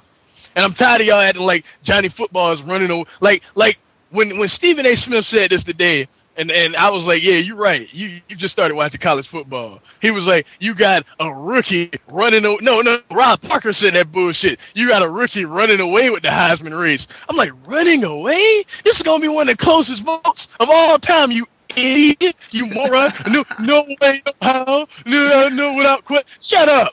This is going to be one of the closest votes we have ever seen. I promise you. I think Manziel will win and we'll be cool. But if Klein wins, I wouldn't be shocked either. Either way is fine. I just feel like Teo should get some votes. He should get some consideration, but he should not be anywhere near those two in terms of voting. That's just my opinion. Me personally, I think Johnny Football, having seen him play after Markeem several weeks ago, told us, hey, look out for this guy, or else you really don't watch college football. I saw the LSU game, and I saw the entire Alabama game, and the entire Alabama first quarter was just like how? How do you do these things? Like it's not just running all over them and throwing all over them. It's fumbling the fucking ball in the air and throwing the ball, perfect pass for a touchdown. It's rolling out all the way to the right, throwing the ball across midfield, which I saw Ryan Tannehill do and throw a fucking interception 2 days ago. Johnny Football does it. It's a goddamn touchdown against one of the best defenses in the country. Like it's at the time one of the best defenses ever. Yes, it's like who does this? They grab him by the legs. He almost trips and falls, regains his balance, and throws for another touchdown. Like it's just like a normal human being does not do these things. And he's brought so much attention to the school. He's brought so much attention as a freshman.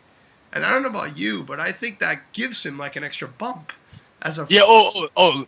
I'm glad you brought that up. I hate to cut you off, kid. But there's this fraternity of voters that should all be shot because they will not vote for someone solely because they are a freshman. If you do not have an argument against someone besides the fact they are a freshman, you should not own that vote, and your old ass should be hung. Your I old agree. ass should be put out of your fucking misery. These old 80-year-old voters, like Lee Corso's a Heisman voter, and he he didn't want to say it on the air, but you could tell that that's what he was thinking. He was like, I'm going with Klein. It's the body of work all year. It was like, what about Manziel? That kid's great. I'm like, say what you want to say, you old fart, that you're not voting for him because he's just say it. Don't sit here and sugarcoat it, motherfucker. That's what you mean. Like, just say it. Just say I'm one of those old guys that won't vote for a freshman. You're one of those people that didn't vote for Herschel Walker. You're that guy. You're that guy, Lee Corso. And now people look back at that as the greatest robbery in the history of that trophy, when Herschel Walker did not win. And it's because of fools like that didn't vote for him because he was a freshman. That is bullshit. Same thing with Adrian Peterson.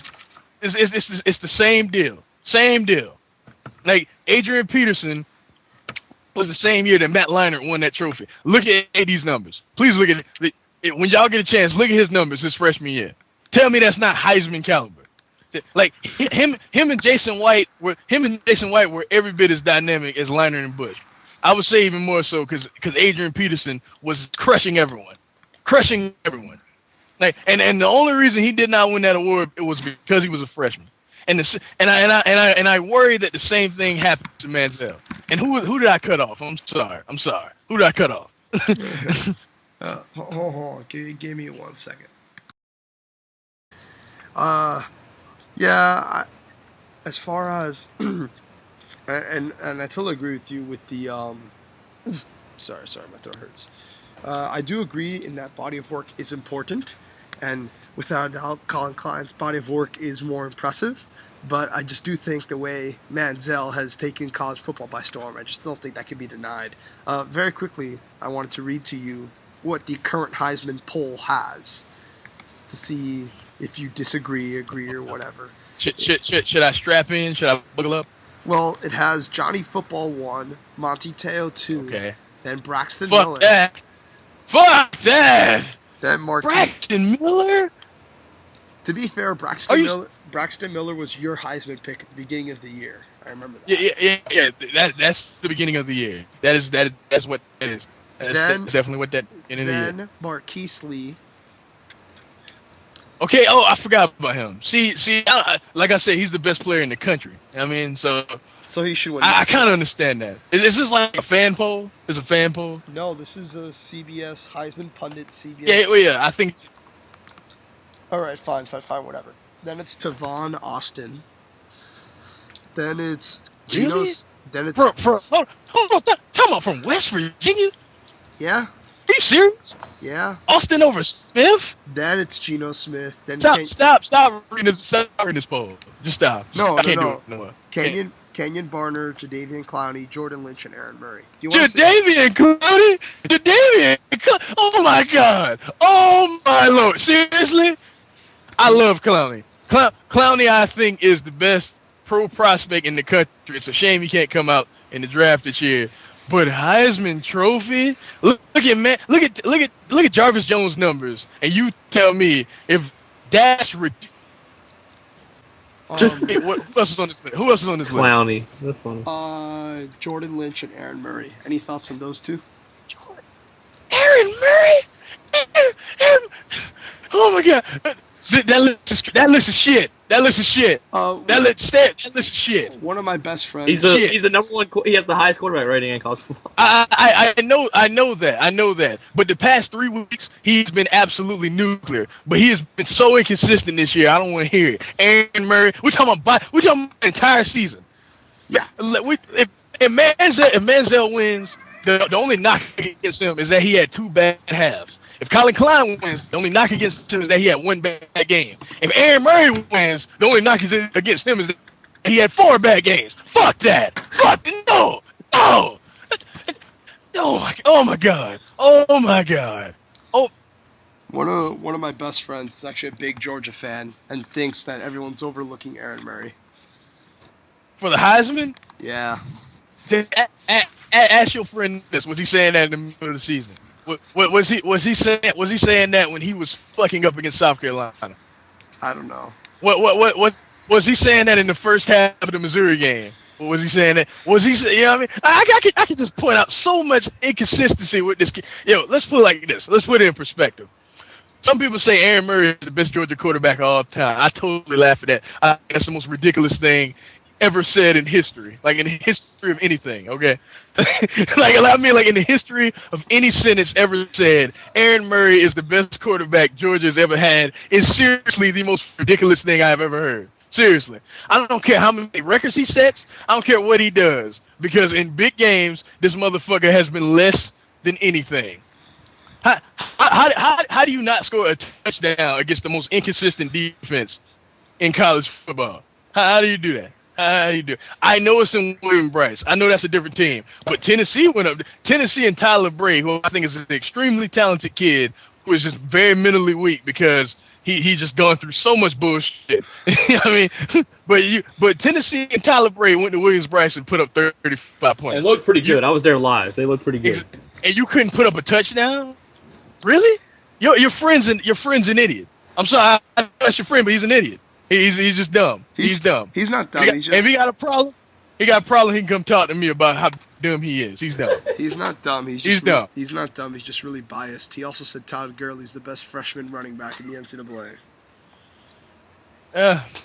No, Duke.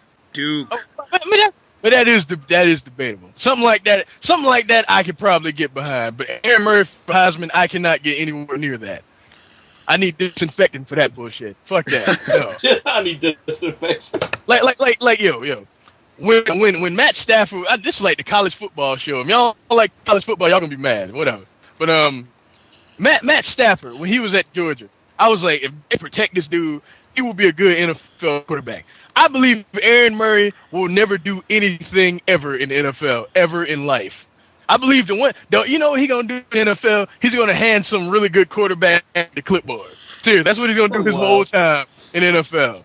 He's going to do? He's going to back up someone really great like a Aaron Rodgers or Andrew Luck or something. He's going to get them the water. That's what he's going to do his whole career.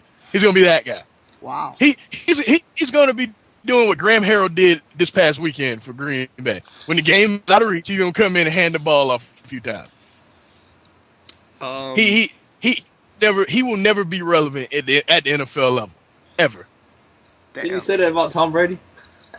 Yeah, but see, I didn't count on the fact that Drew Bledsoe would get hurt and Tom Brady would come into the greatest system ever assembled for a quarterback to develop in. So shut up, Phil. Yes, honestly, if you pick a fight, we will respond back furiously.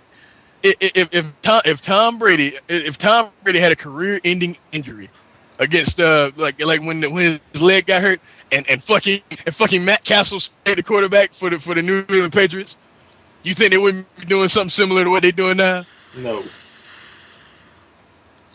He wouldn't be putting Tom Brady numbers up. Okay, so what's the next topic? Well, he was putting up Tom Brady numbers the last time he was in No, he was. Shut up. No, shut up, Big Rat. We ain't getting into this conversation again. No, because he didn't put up decent numbers for himself. He didn't put up Brady numbers. He had a higher quarterback rating than Brady did the next year. I put up the numbers. The next year he came back from an injury? Shut up, kid. Shut up. Phil. I didn't say he put up Tom Brady numbers. I said the Patriots would be doing something similar to what they're doing now. Putting up almost 50 points 3 times? No. Matt Castle would not be doing that. You really don't watch professional football. Crap. Bull crap. Some bull. No. Okay, Mr. Tannehill. All right. Next we have the wild card race heating up. Bengals, Packers, Cowboys, Vikings, Bucks, Seahawks, Vikings, Bucks, Seahawks, and Cowboys and Packers all lost this weekend. Kind of crazy when you really think about it. Vikings. Hey kid, how do you sound like you're in a library? What? Yeah, he sounds like You sound like you're in a library. My throat just hurts. Oh, okay. But Packers get destroyed by the Giants. Vikings get destroyed by the Bears. Bucks. Who'd they play? They put up a tough fight, but lost to the Falcons. Cowboys got murdered by RG3 for a half. Made a decent comeback, but still wasn't enough. And the Seahawks just got outmatched by the best team in the AFC, of course. Debatable. And the Bengals, I mean, they've looked really, really impressive. I mean, they played the Raiders last week. They played the Who'd they play? The Chiefs? But the week before, they played the Giants and looked really, really, really good. They've just been looking really, really good the past few weeks after looking terrible 4 weeks in a row. Probably the most inconsistent team in the NFL at this point. But they're looking good now. And how do you think the wild card's going to shape up now? We made our predictions last week and everything, but how do you think these teams are going to do? Markeem? I'm staying with what I said. I think things will fall in exactly what I'm a little wavery on the Steelers now. Like, before I was like, they can win even without Big Ben, but I ain't even sure no more. As bad, Charlie Batch. The Browns. Charlie Batch looked all-time terrible in that. Did y'all see that deep pass? He actually had the guy just totally underthrew him, like completely under. Did y'all see that?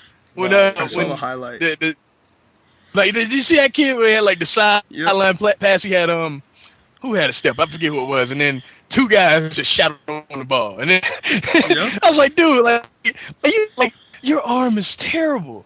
You really have an old man's arm. If Charlie Batch is their quarterback until Big Ben gets back, Ben's gonna be out to the playoffs start. Oh my god. I heard. Oh my god. I read a report that Ben is doing everything he can to get ready this week, which I think is kind of crazy.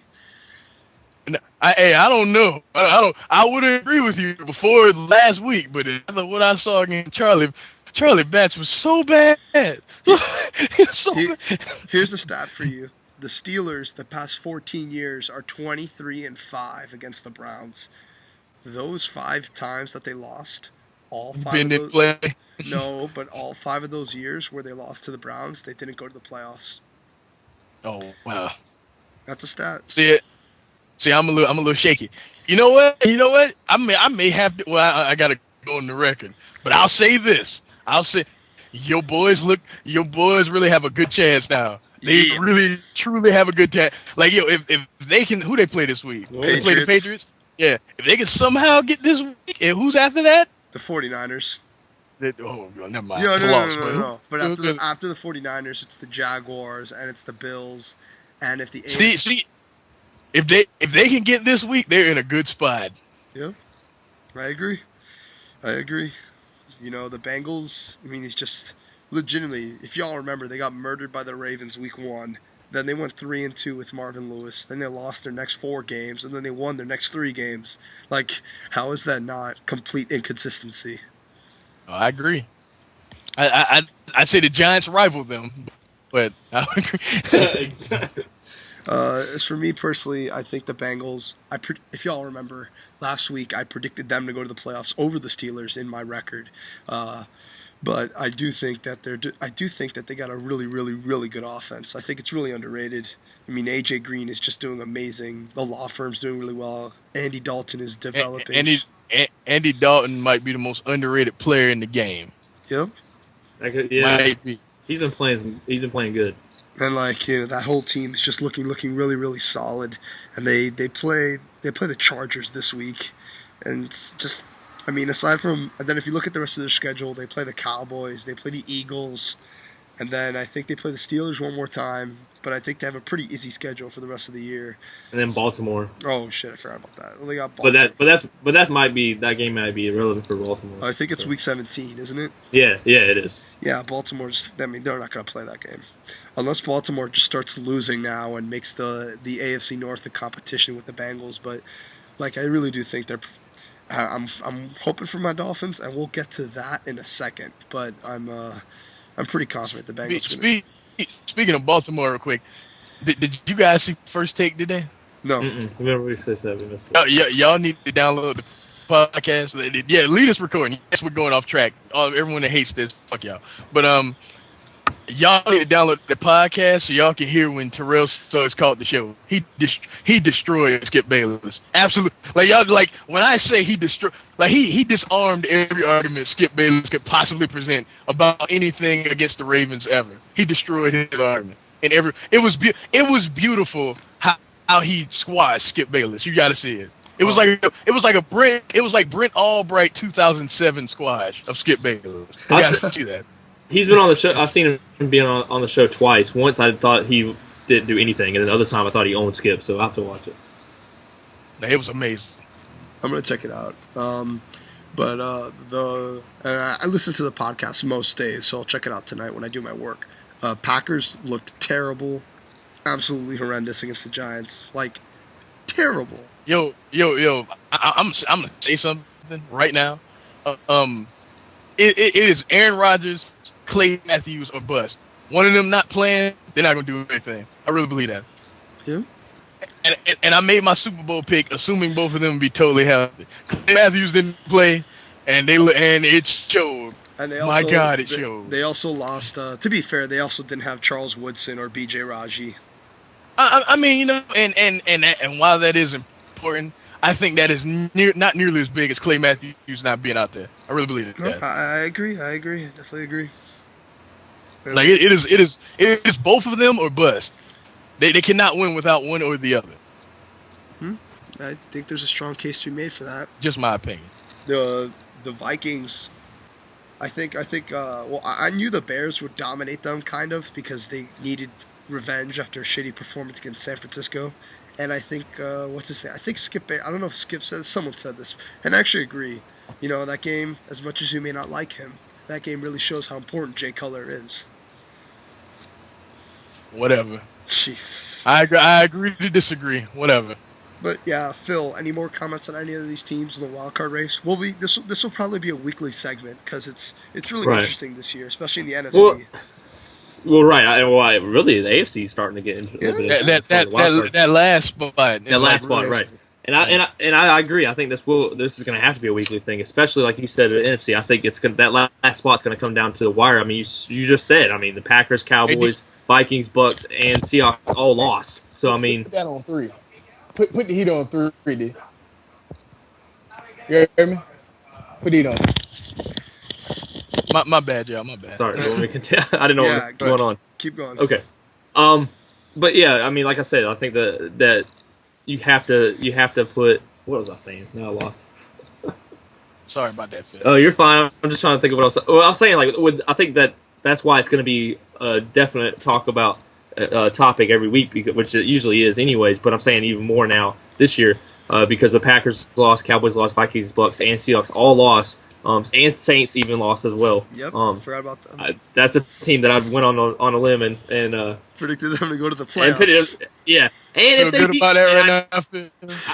If they beat Atlanta, they have to beat Atlanta. They have to beat Atlanta Thursday. If they lose to Atlanta, then my thoughts are pretty much over. Which I know that's we'll see. We'll see. Short week. We'll see. It's at the Georgia Dome too.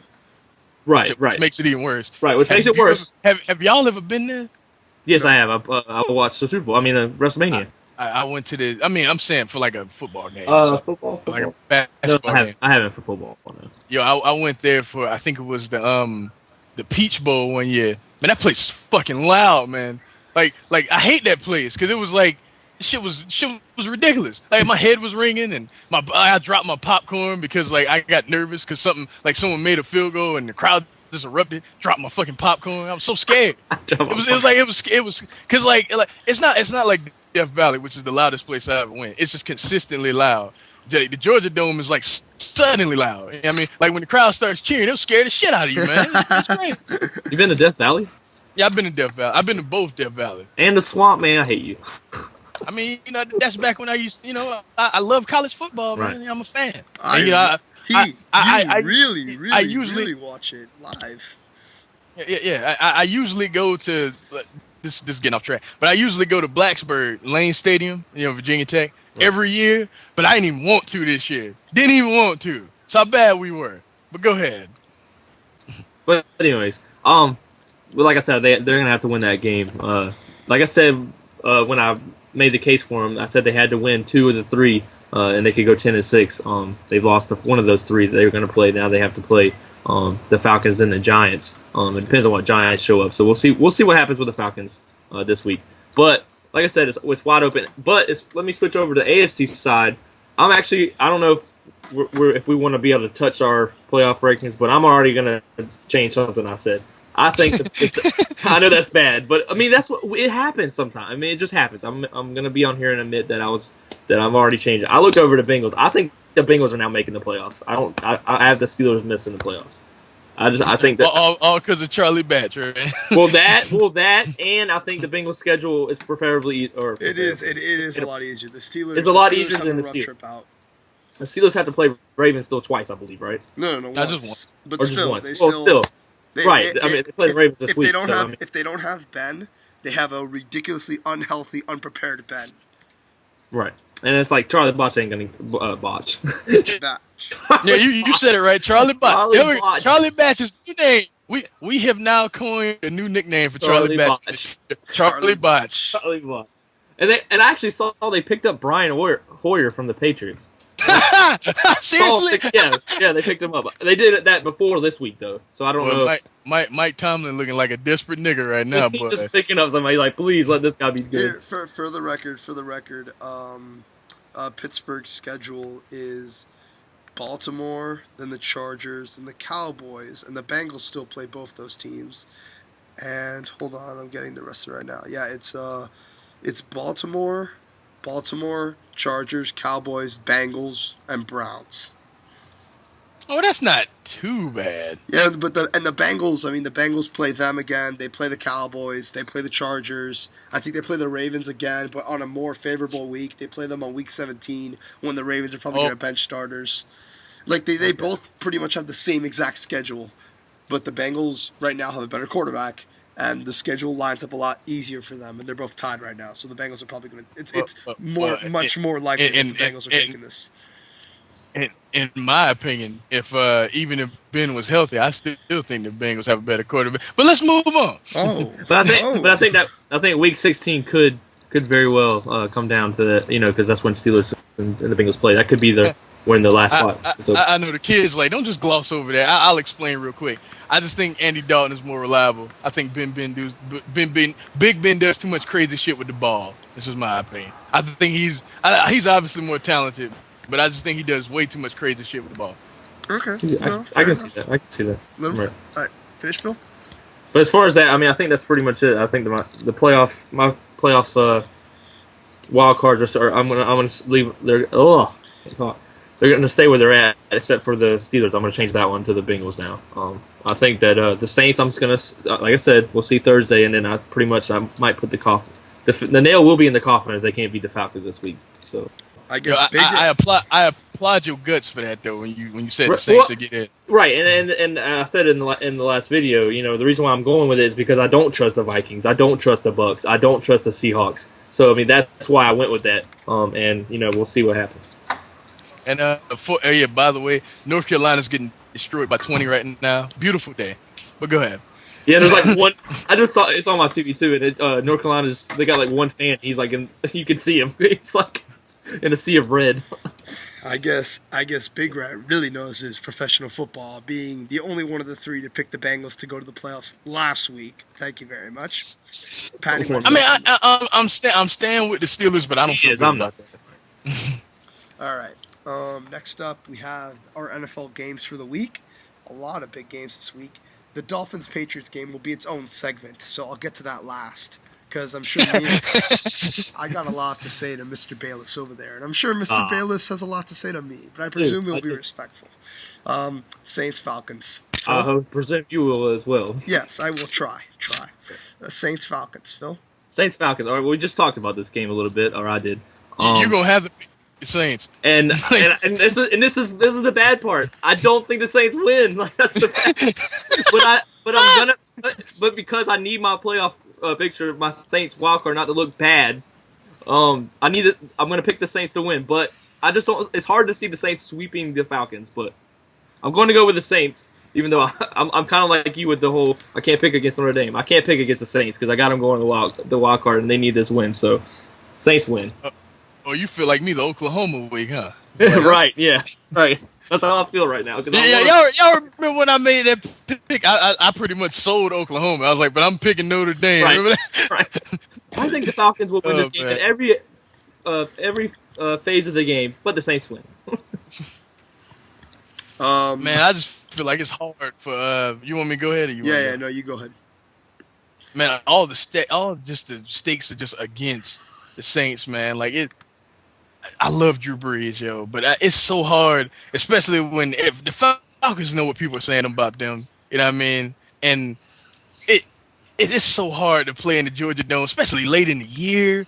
And Oh man, I want the Saints to win so badly because although I don't think you were that dumb for saying the Saints make the playoffs, Phil, because they look hot coming in, Right. you know. And it would be like what a story that would be. You know, if that happens, I feel like Drew Brees should definitely get MVP consideration if that shit happens. You know what I mean? And I'm gonna go with the Falcons, man, but I don't want them to win. I want the Saints to win, seriously. Me personally, I again, I agree it's hard to beat the Falcons twice, but at the same time, I don't think that's. I think just because one team beats another team in the division, I don't think that automatically means the team's going to get their revenge in the second matchup because beating a team twice is impossible.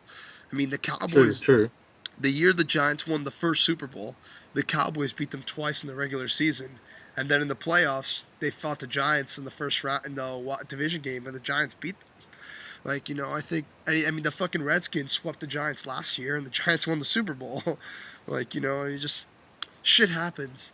Uh, you know what? I really want to pick the Saints because I do think the Falcons are highly overrated. Um, there was a great poll released by. I told these guys off the air before the show that I read a great article as to why the Colts are not going to do anything in the playoffs. It was one of the points they made was that they have 5 wins against teams below 500 that are less than 7 points, and when teams have that many wins over teams less than 500 by 7 points or less, 67% of them lose their first game in the playoffs. And the Falcons have 6 games against teams below 500 where they won by 7 points or less, which 6 games gives them a 72% chance to lose their first game in the playoffs, according to the article. Interesting stuff. And that just, I mean, I really don't think the Falcons are better. Does anybody in this call think the Falcons are better than the Bears or the 49ers? No. I think they're better than the Bears. I do. Okay. Really?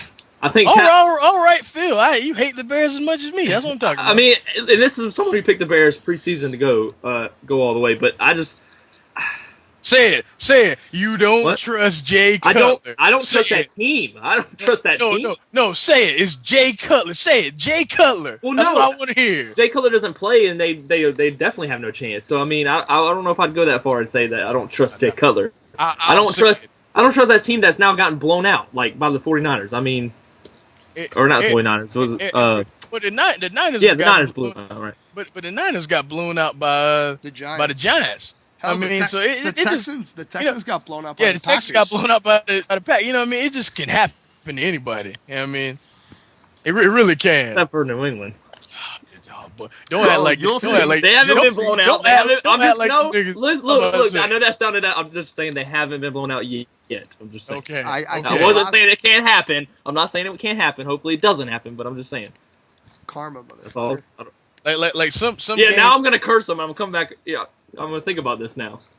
What's the Dolphins just annihilate them? Oh, don't no. That'd be hilarious. No, we'd never hit the end of that shit. We did it 3 weeks ago. We did it 3 years ago. Yo, we never hit the end of that The shit. the Would be on that. Wildcat game. Phil remembers the Wildcat game. I know what he's talking about. We beat him 38-10 or some shit like that. Yo, Phil, do you know how long the kid would talk about this? No, exactly. I don't even think I could make this call. I don't think I could. They could lose every game from here on out. But remember, what is it, week 13? Remember in week 13 we destroyed you. Remember that shit? that's all we gonna hear. That's all we go. I hope that doesn't happen. Oh, I'm man. actually gonna go out on a limb with Phil and pick the Saints to sweep the Falcons and save their season. I just think that not only do I think the Falcons are overrated, I think the way the Saints have been playing the last 5 weeks, I think they're better than a good portion of the lower below 500 teams in the NFL. Like, I definitely think they could compete with playoff teams. So, yeah, I'm picking the Saints in the upset. Even the defense has looked slightly better. Not good, not even okay, but slightly better. The Seattle Seahawks gave this team, the Philadelphia Eagles gave this team a new burst of life. Just like they gave RG3 a new burst of life, and just like they're probably going to give the Panthers a new burst of life. I wouldn't be shocked if the Panthers won every game from here on out, all because of the Eagles. Seriously, I wouldn't even be shocked. I wouldn't be shocked at all. The Eagles are the NFL motivators. I would be shocked if the Panthers won. They are the Richard Simmons of the NFL. Yeah, but Phil, they're soft and they motivate people. Seriously. The Richard Simmons, you know who Richard Simmons is, right? Yeah. The Richard Simmons of the NFL is the Philadelphia Eagles. Well, Phil, Philadelphia Richard Simmons. That's what we're gonna call him. The Philadelphia Richard Simmons. Phil, the Panthers do have an easy schedule here on out. And one thing that wasn't highlighted on when the Panthers play Atlanta and New Orleans. The Panthers on that losing streak, they played like a lot of their hardest games, like early and in a row. Like they played the Falcons, the Saints, the Cowboys, like back to back to back, the Broncos. Like they legitimately played like all their hardest games at once. Like it was a very uneven distribution of an NFL schedule. And like this week they have the Chiefs. I mean, they still have the Saints and the Bucks again, but it's nothing that's ridiculously unbearable. Falcons, not Bucks. Falcons. I mean, they still have the Chiefs. They play the Chiefs this week, so I mean, yeah, well, right, they can. I think there's a very good chance that they finish the same as last year, 6-10. And Ron Rivera's beat God. Yes. Next we got Seahawks versus Bears, a team that, and this is at Chicago too. And by the way, can I like to say, because I got a lot of unnecessary hate by Seattle fans for this win, because people were saying, oh, well, this is no big deal. Seattle just doesn't play well on the road. Okay. It's not that they don't... It's the NFL. You need to win on the road. But it's not that they don't play well. They just don't win. The Seahawks played a great game against the Dolphins, outplayed us, I thought, offensively for most of the game. Because the first half, if any of you guys watched the game, we could not move the ball. Like, I think we had something like 3 first downs, like the whole first half, or something ridiculous. Like, we legitimately could not move. But, we got our shit together. Tannehill came upon when necessary, got his first kill, as Omar Kelly would say, respect, where you close out a game, where you finish a game and give a team no hope to come back, which is... I like that, the first kill. I like that. Yes, that's what Omar Kelly, the Dolphins beat writer, has been saying that all year. Like, I'll respect Tannehill when he gets his first kill. And he, that's his gimmick, that he's the master of the... Omar Kelly pioneered the term of kills. And... Finally, Tannehill this weekend got his kill, fourth quarter. Who is he now? The dad on American Dad now? They don't respect him unless he gets a kill? That's what it is? Yes. Ryan Tannehill got his first that's kill. right. That's Nightmare's dark little secret. I like Seth MacFarlane. But go ahead. Yes. So what I was going to say was that, Tannehill last week against the Bills, fucking Tannehill had the ball with 2 minutes left and threw a pick. Then he gets the ball again with 40 seconds left, gets to the 50-yard line, and throws another pick. And after that game, I posted, not on my Twitter, but on my other Twitter. Yes, I have 2 Twitters. Shocking. I bet a lot of you didn't know that. Yeah. Wow. What's your other one? I'm not telling y'all. Oh, so that's the one he says crazy stuff on. Okay. I have another Twitter where I interact with my friends and family at home, because my friends don't like my current Twitter because I only tweet about wrestling, MMA, and football. Whereas my other Twitter, tell them to screw it. Tell them to screw it. Exactly. No. But my other tweet, I tweet about my personal life and college and shit like that, stuff that people. It's because I want to talk about that stuff, but I find it weird to tweet about some shit about my personal life that y'all wouldn't understand on my current Twitter. So I have 2 Twitters. Leave it at that. Yeah. Come on, lame. You are lame. I could care less what people think. Look, y'all see my Twitter, man. I post my ups, my downs, what I'm listening to, what I'm eating. Listen. I don't. It makes you seem real, though, Mark. No. Shush. I don't give a fuck. I don't give a fuck what people think about my Twitter. I'm just saying. I prefer, this is one social media I have, and my other Twitter's another social media. It's as simple as that. I can. And you're still lame. You're still lame. Yeah, sorry, you're not getting over that one. All right, fine. Nah, but I get what you're saying. I understand what you're saying too. I do, but you're lame. Yeah. Fuck y'all. You're lame because you're a kid. That's why, because you're the kid. That's why you're lame. Fuck both y'all. But moving on. Let me just Seattle went on the road. Lost to They lost to the Cardinals by 4, and this was when the Cardinals were like going and crazy the first few weeks of the season, and Russell Wilson still. Oh, hold on, time out. Let's discuss these fools. Oh, yeah. What the hell happened? The replacement refs. 7 Oh game, my 7 God. game losing Remember I streak. mentioned that? Remember I mentioned that in a couple podcasts ago? I said you could look at this team and say that the refs, they were only good during replacement ref time. Yep. I said that. I said that. Right. And what happened? They ended up going down ever since I said that.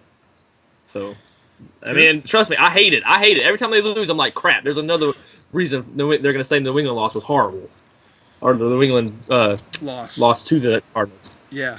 Yo, I mean, they're on 7 Larry game losing Fitzgerald streak. is so gone. Larry Fitzgerald is so gone. I said that too, and someone called me crazy.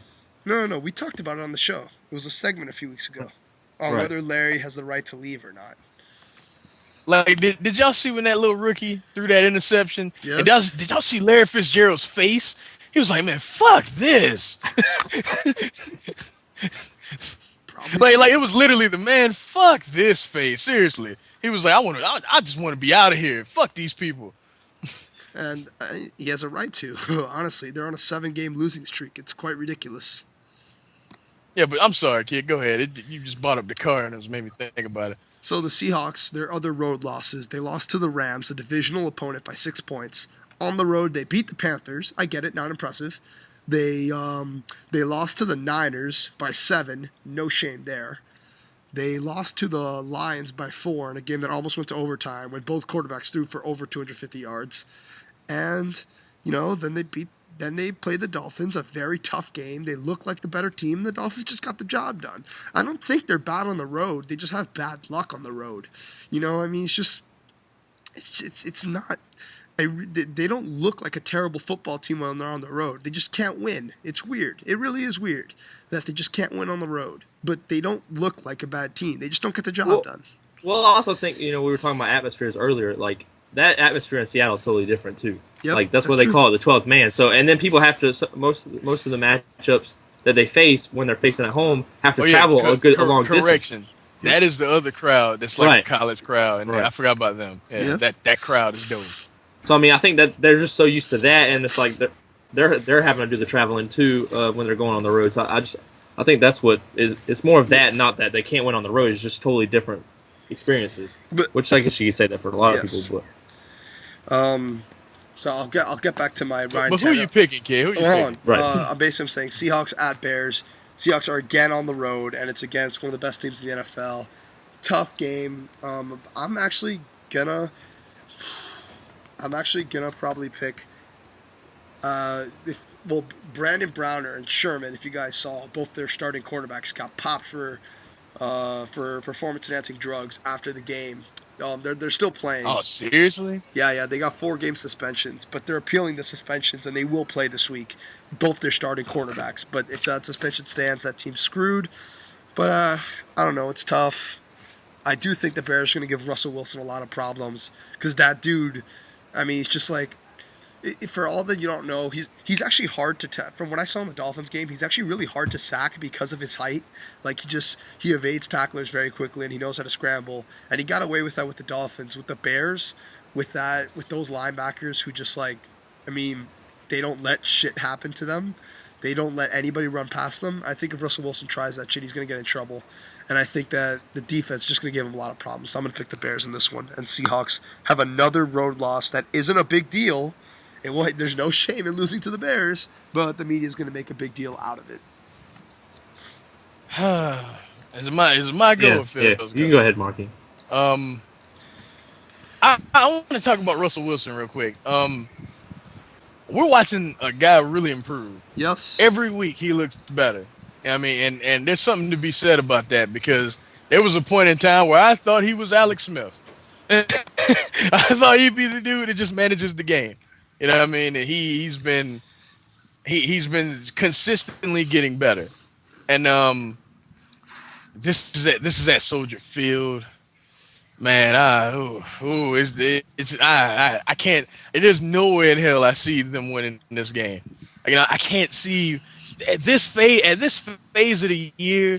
I can't see this kid coming in here and beating the Bears. You know what I mean? Like I just can't. Like this Bears D, I can't see that happening. and hopefully Matt Forte wakes his ass up this week. And, Yes. is Matt Forte, you know what I mean? But I think the Bears will win, but I do think this will be a great, great battle. And I don't, and y'all know I don't trust Jay Cutler. And I expect him to suck against the Seattle D. I expect him to suck, but I expect him to do enough to win the game. Phil? Right, and because Jay Cutler sucks. But go ahead, Phil. But yeah, I pretty much think the same thing. I think the Seahawks are going to lose this one as well. I think the Bears win this. So I think it's probably closer than I want to say it will be. But like I said earlier, I don't trust the Bears that well right now. Like I used to. You can throw Jay Cutler in there too. There you go, Jay Cutler. I don't trust Jay Cutler either. So I mean, we'll see. He is going to play this week, I assume, right? I haven't really seen anything saying he's not, so he's going to play. Yeah, I think Seattle. You had a good run, but I think Seattle's not going. They're going to miss the playoffs. So. All right, I'm going to bypass the big game of the week for this call at least till the end. The big game of the week. This is the biggest game on the schedule. Well, for us, I mean, for him it is. Don't think you clinch the division if you win this game. Yeah, that is right. Yeah. Well, we have to have. Do we? I saw it. It said Okay. if the Patriots and the Broncos and no, not the Ravens, but if the Patriots and the Broncos win this week, they both clinch their divisions. Okay. All right. But so do the Falcons do too as well. If the Bucks lose. I think so. The Bucks have to lose too, though. Yes. Yeah, and the Patriots only get it because they're playing the Dolphins. Like, if you guys lose this week, next week you don't clinch the division by winning. It's only because you haven't played us yet. That's why they're saying that. It's not because it's not because you have the number of games available like the Broncos do. That's why they clinch if they win, because they'll be 5 games ahead and there's only 4 weeks left. But you guys don't have that. Right. All right. This is still a pretty important game. Vikings versus Packers. Very big game for the NFC wildcard race. Phil. Okay, what did you just say? What game did you just go to? Vikings-Packers. Oh, Vikings-Packers. I'm sorry, I drew a blank. Yeah, I don't really. There's not much to say about it. I think the Packers are gonna. The Packers. I mean, they have never gotten blown out as much as they did last week against the Giants, which completely shocked me. I couldn't believe that Aaron Rodgers would allow that. But as far as the Vikings this week, I think the Packers are going to take it out on the Vikings. And when the Packers are pissed, they seem to be pretty pissed. So if the Packers play mad like they've shown in the past they do, the Vikings have no chance. They're going to destroy the Vikings and make the Vikings what the Bears had to do last week to the Vikings. So poor Vikings are getting back-to-back games like that. But yeah, I got the Packers easily. Did I go? Yeah. Yeah.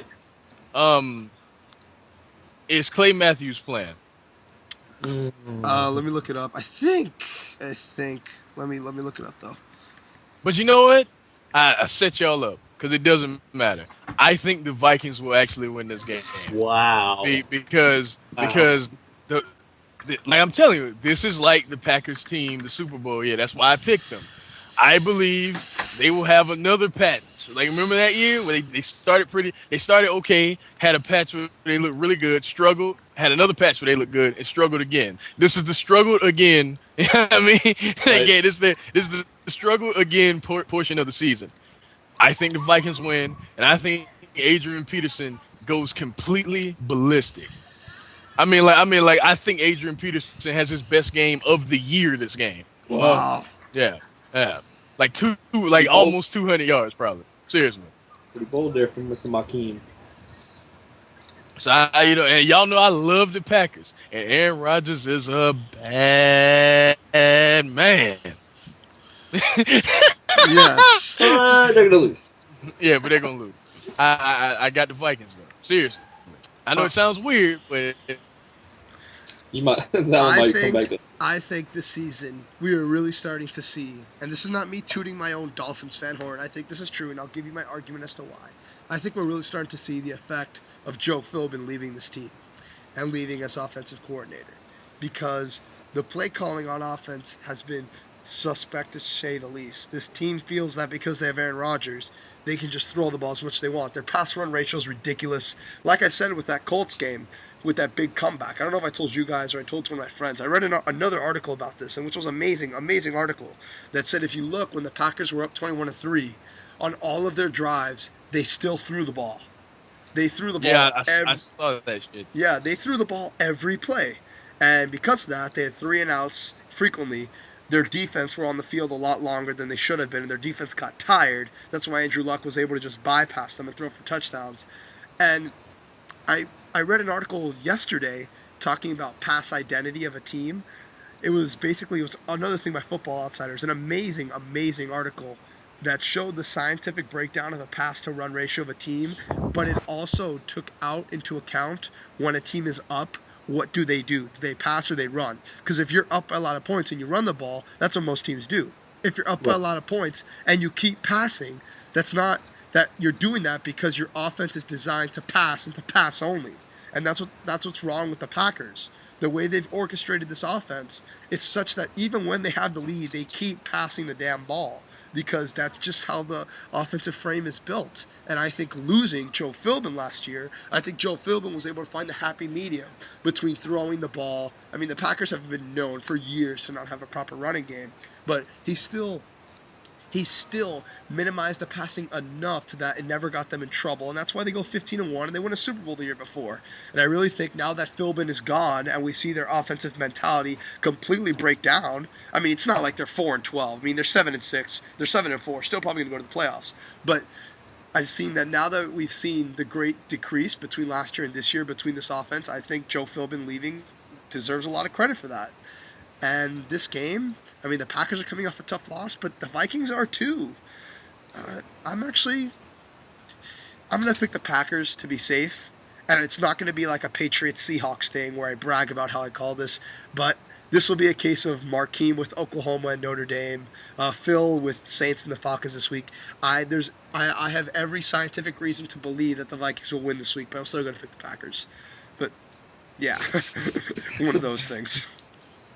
Next we got Buccaneers and Broncos. Markeem? Oh, man. Oh, I'm looking so forward to this game. Me too. So forward to this game. I think this game will be the best of the weekend. And the Buccaneers come up short again. Bless their hearts. But they just won't win.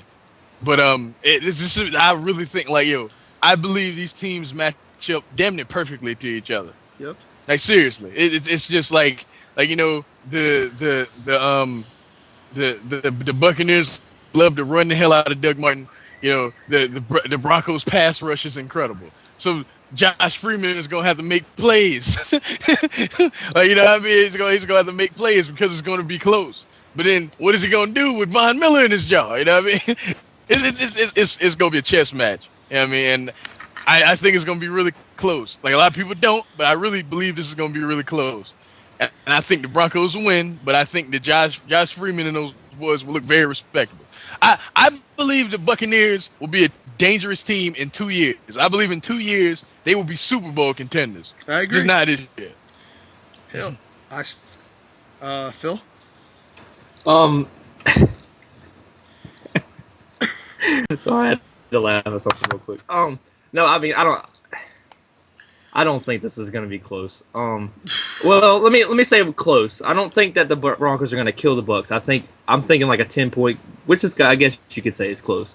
But if you look, and Markeem has brought this up before, most of the time when the Bucs have lost, they lost, they're close games. They haven't really gotten blown out. Actually, I'm looking at it right now. They haven't ever gotten blown out. But I do think the Broncos are going to win by 10. And to go by what I said, this team, I love the Bucs. I don't love the Bucs. I don't know why I just said that. Yeah, we all know that. But no, Kevin, you say man on fire. Kevin thinks, isn't it? And this is the Kevin. Kevin, you think I hate the Bucs? So let me explain to you. I think you hate the Bucs. Well, you think I hate the Bucs? I don't hate the Bucs. Look, they're a talented team, and people love to say about my Patriots. So guess what? I'm going to say about the Bucs. They haven't beaten a team over 500. The Bucs are not there yet. The Bucs are not there yet. That's what I was preaching from day one. They're just not there yet. And look, it's proven they're just not there yet. They can't beat the team. Now, yes, are they hanging with the teams? Right. I didn't say that this is a horrible team. I'm saying they're just not there yet. And people won't get that through their heads. I'm not hating on the Bucs. Look, sometimes you just have to understand you're just not there yet. and that's what the Bucs are at. The Bucs aren't there yet to beat the Denver Broncos, and the Broncos are going to win. I think this is a good team. I just think they're just so young. They're so young. Right, and that's what. Right, and I think, like you said, I mean, I don't know if I'd go as far as Super Bowl team, but they could definitely contend in 2 years. I really think that I agree with that. I do. I think this I think this will be the Bucs' coming out party. I think that, and the only reason why I'm saying this is because I just think it's time for the Broncos to lose. They've won 5 games in a row. I think 6 games in a row, actually. They've won 6 games in a row, and I think it's just time. I think that now that the division is on the line, I think the pressure is going to kick in a little earlier than it should, and I think they're not going to get the job done. And this is someone who loves the Broncos, who loves Peyton Manning. You think that's going to matter to number 18? You think that's going to matter to number 8? Like I haven't said the number 18. You think it's going to matter? Hey, come on, man. No, what do you mean the number 8 team? I don't get that. I said, do you think that's going to matter to number 18? You think he's going to care about that?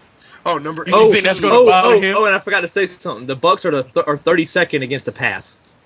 Oh, really? Exactly. I forgot about that. But I and think first against the run, but I want to throw that because Kevin will probably mention I didn't say that. I think they're first against the run, but the Broncos almost lost to the Chiefs last week, and that is a division opponent. But I just think, again, I really have no sign. I don't have. It's not like the Joe Philbin thing. It's not like the Dolphins game, which I'll talk about, or the Giants game, which I'll talk about. I really don't have a breakdown for why I think this is just my gut telling me that it's time for Denver to lose. I hope that is accepted. All right, kid. Buccaneers for the win. Okay, then we got Steelers versus Ravens. I'll start off on this one. I think the Ravens are going to win this one handedly. Even if Big Ben does play, and I think he will because he's that type of guy. And this has been my biggest criticism of Big Ben the past few years. I think that Big Ben gets a lot of credit, a lot of praise. Oh, he's tough. Oh, he always plays. I think it's a negative because this dude has taken so many serious injuries over the years and takes no time off that he just makes them 10 times worse. And that's why you get a situation like last year in the playoffs where the motherfucker could not move out of the pocket because he was in so much pain. And that's what hurts your team in the long run. I think if Big Ben... Like that's your game, man. Your game is being elusive and, yes. doing he couldn't. I really think that if he sat out more regular season games, his postseason production would increase. He would feel more comfortable in the postseason, and he would actually, do well. And I think that when I read that, I was just so pissed off because it was reported that he would be gone for like 6 weeks. And now he's coming back this weekend, and it's not because I'm a Dolphins fan and we're in the wildcard race. Legitimately, I've been saying for a while now, the motherfucker needs to take more time off. Now, it is the Ravens. It's a division game. You concerned about his safety, kid? You concerned? Concerned about what? Say it again. I can't hear you. I say you concerned about his safety? Yes, of course. Well, legitimately, I just think the Steelers, maybe it's because I predicted them to go to the Super Bowl last year, and they got T-Bowed, but legitimately. Oh God! Oh, let's not do this. Let's not do this. Legitimately, I just think it always hurts them. It's always going to bite them in the ass, especially because Ben is getting older. I mean, he's been in the league for 9 years now. I just think if this guy doesn't sit out more, he's going to see the very, very negative consequences to that. And I think doing it again is just going to hurt him more. And it's against the fucking Ravens. It's not like you're coming back early against the Eagles, a team that will never touch him. He's coming back against the Ravens. Okay, God, all right. Jesus. You had to do that, didn't you, kid? against the Eagles. The Eagles. Don't act like you are supporting and defending this team. You criticize them more than anybody. I'm just saying though, why is that the team you had to bring? Why you had to bring up the Richard Simmons? Why you had to do that? God. All right, you guys. But yeah. I'll go ahead, Marky. Oh, you want me to go? Yeah, you went first. I'll go first. What game? Oh yeah, Steelers and Ravens. I need the Steelers to win because I have these fools in the playoffs. So y'all better get it done. And I'm looking at y'all right now. Y'all need Ryan Clark. All you fools need to get, especially you, Ryan Clark, get off these blogs, get off Twitter, and play football. Like, stop talking on the internet and play football. I need you to play football. That's what I need you to do this week. Because I got y'all in the postseason. I don't think y'all going to do shit in the postseason, but I have y'all there. So do your job, win this game, and get there. I'm done. Well, nice little speech to Mr. Ryan Clark and the rest of the Steelers. Just to kind of go with what Big Rat was saying, I think that I do agree with what he's saying about Big Ben. Like, why not take out, you're not 100%, you're not even probably 90%. Why not take 2 games versus having to possibly miss more games because you're back in there, or lose games for your team because you're not, you're just not yourself on the field. I mean, I agree wholeheartedly with what Big Rat's saying about the Steelers. And I've got the Ravens. Big Ben can come back. He's not healthy.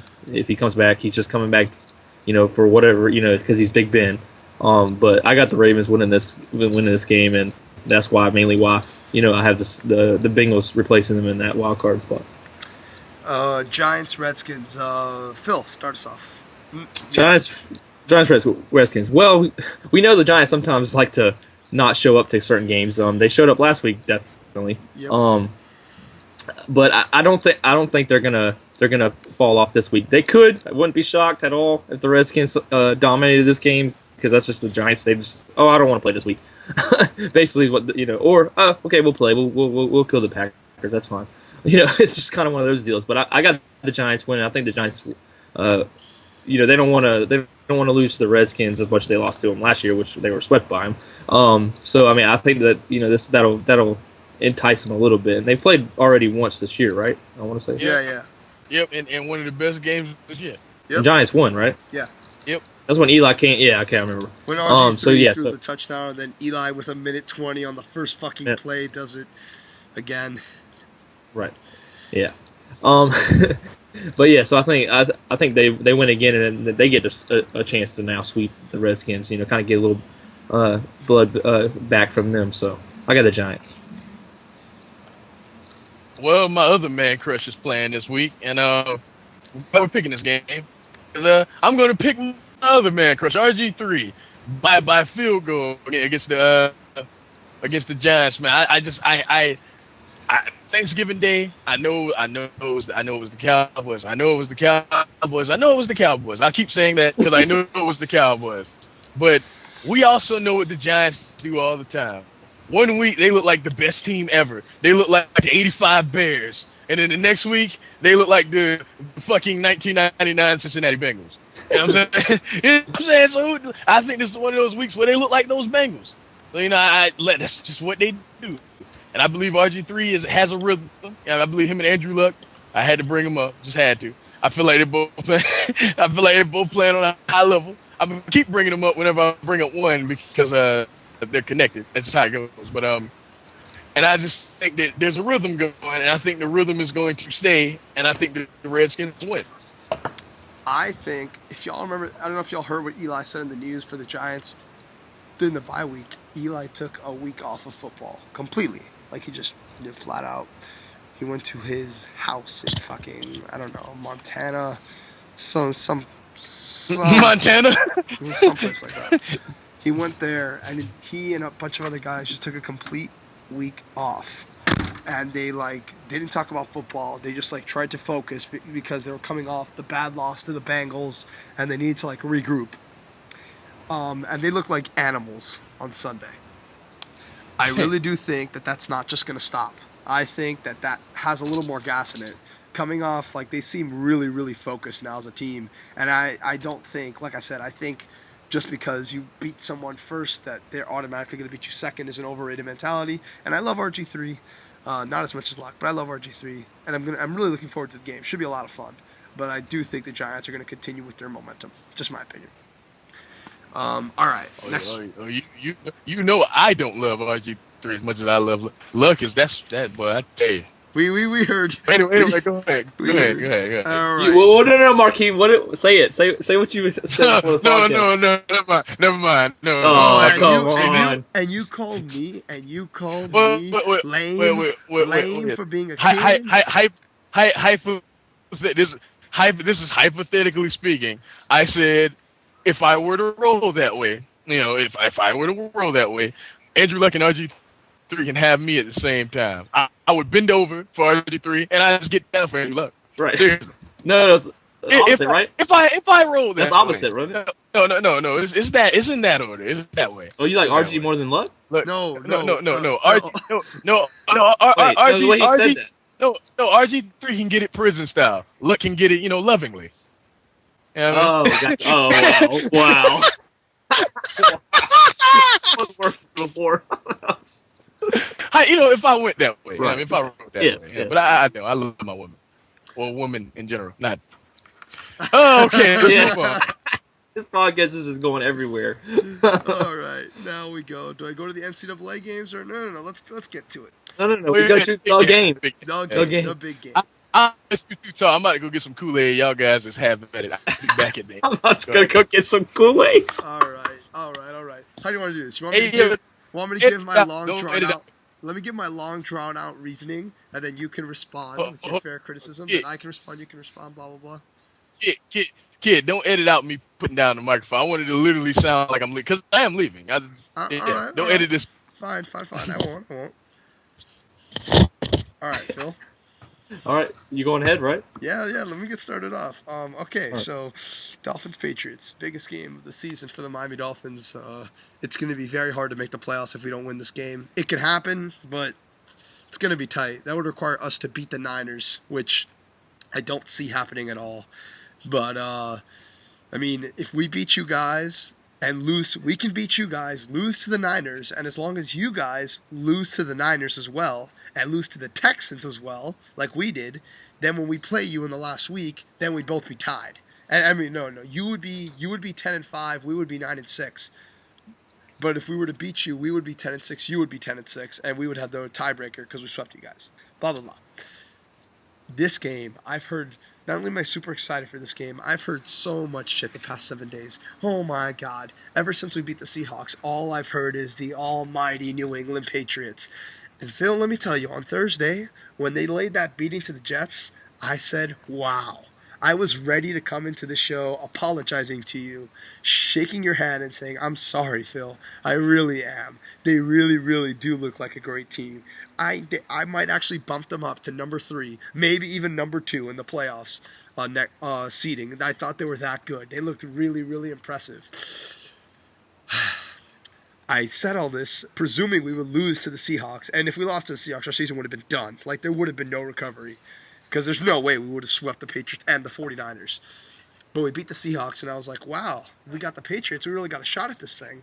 And then that's when I read, and Bobby Grancio on Twitter, you know who you are, you fucking prick. Sorry, I get riled up when it comes to this shit. You said, and I quote, the Dolphins have no chance of beating the Patriots. You said we have the 27th pass defense in the NFL, which is true, and that we have no way to adjust for Brady, and that what happens if Brady puts 40 points in the Dolphins. Okay. There's zero chance. Zero that the Patriots are going to put 40 points in the Dolphins this week. That is not happening. I'm sorry. I don't see that happening in any way, shape, or form. I am predicting my Dolphins to win, and I wasn't going to. All the backlash, all the praise of the mighty Patriots, you guys haven't beaten anybody. You guys haven't. I said I would apologize for saying that because of how impressive you looked against the Jets, but it's the reality of the matter. You beat the fucking Colts. Congrats. Their defense is the worst ranked defense in the NFL.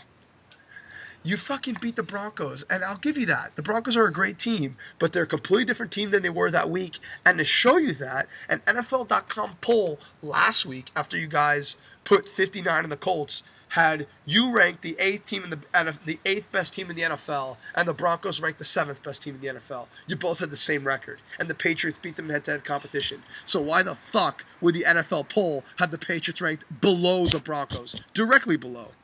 Same record, and you beat them in head-to-head competition. And NFL had the Broncos ranked higher. Why? Because the Broncos have looked amazing, and the defense has looked absolutely incredible. Von Miller has been playing out of his mind. Possible Defensive Player of the Year if J.J. Watt didn't look amazing against the Lions. Like, they've just been looking so great. So much of a completely different team than they were that week. Those first few weeks, they were allowing like 40 points a game. The Broncos aren't doing that anymore. I don't know if you've noticed. They're a much tighter defense now. There's a reason many experts picked them to go to the Super Bowl. Talking about? I'm still going off. He hasn't responded yet. Oh, okay. I'm waiting. Yes, he's slowly bidding his time. You better watch the show this time, Marquine. You got to catch all this stuff that I just said. So I always watch the show. Always. okay, so listen, the Patriots.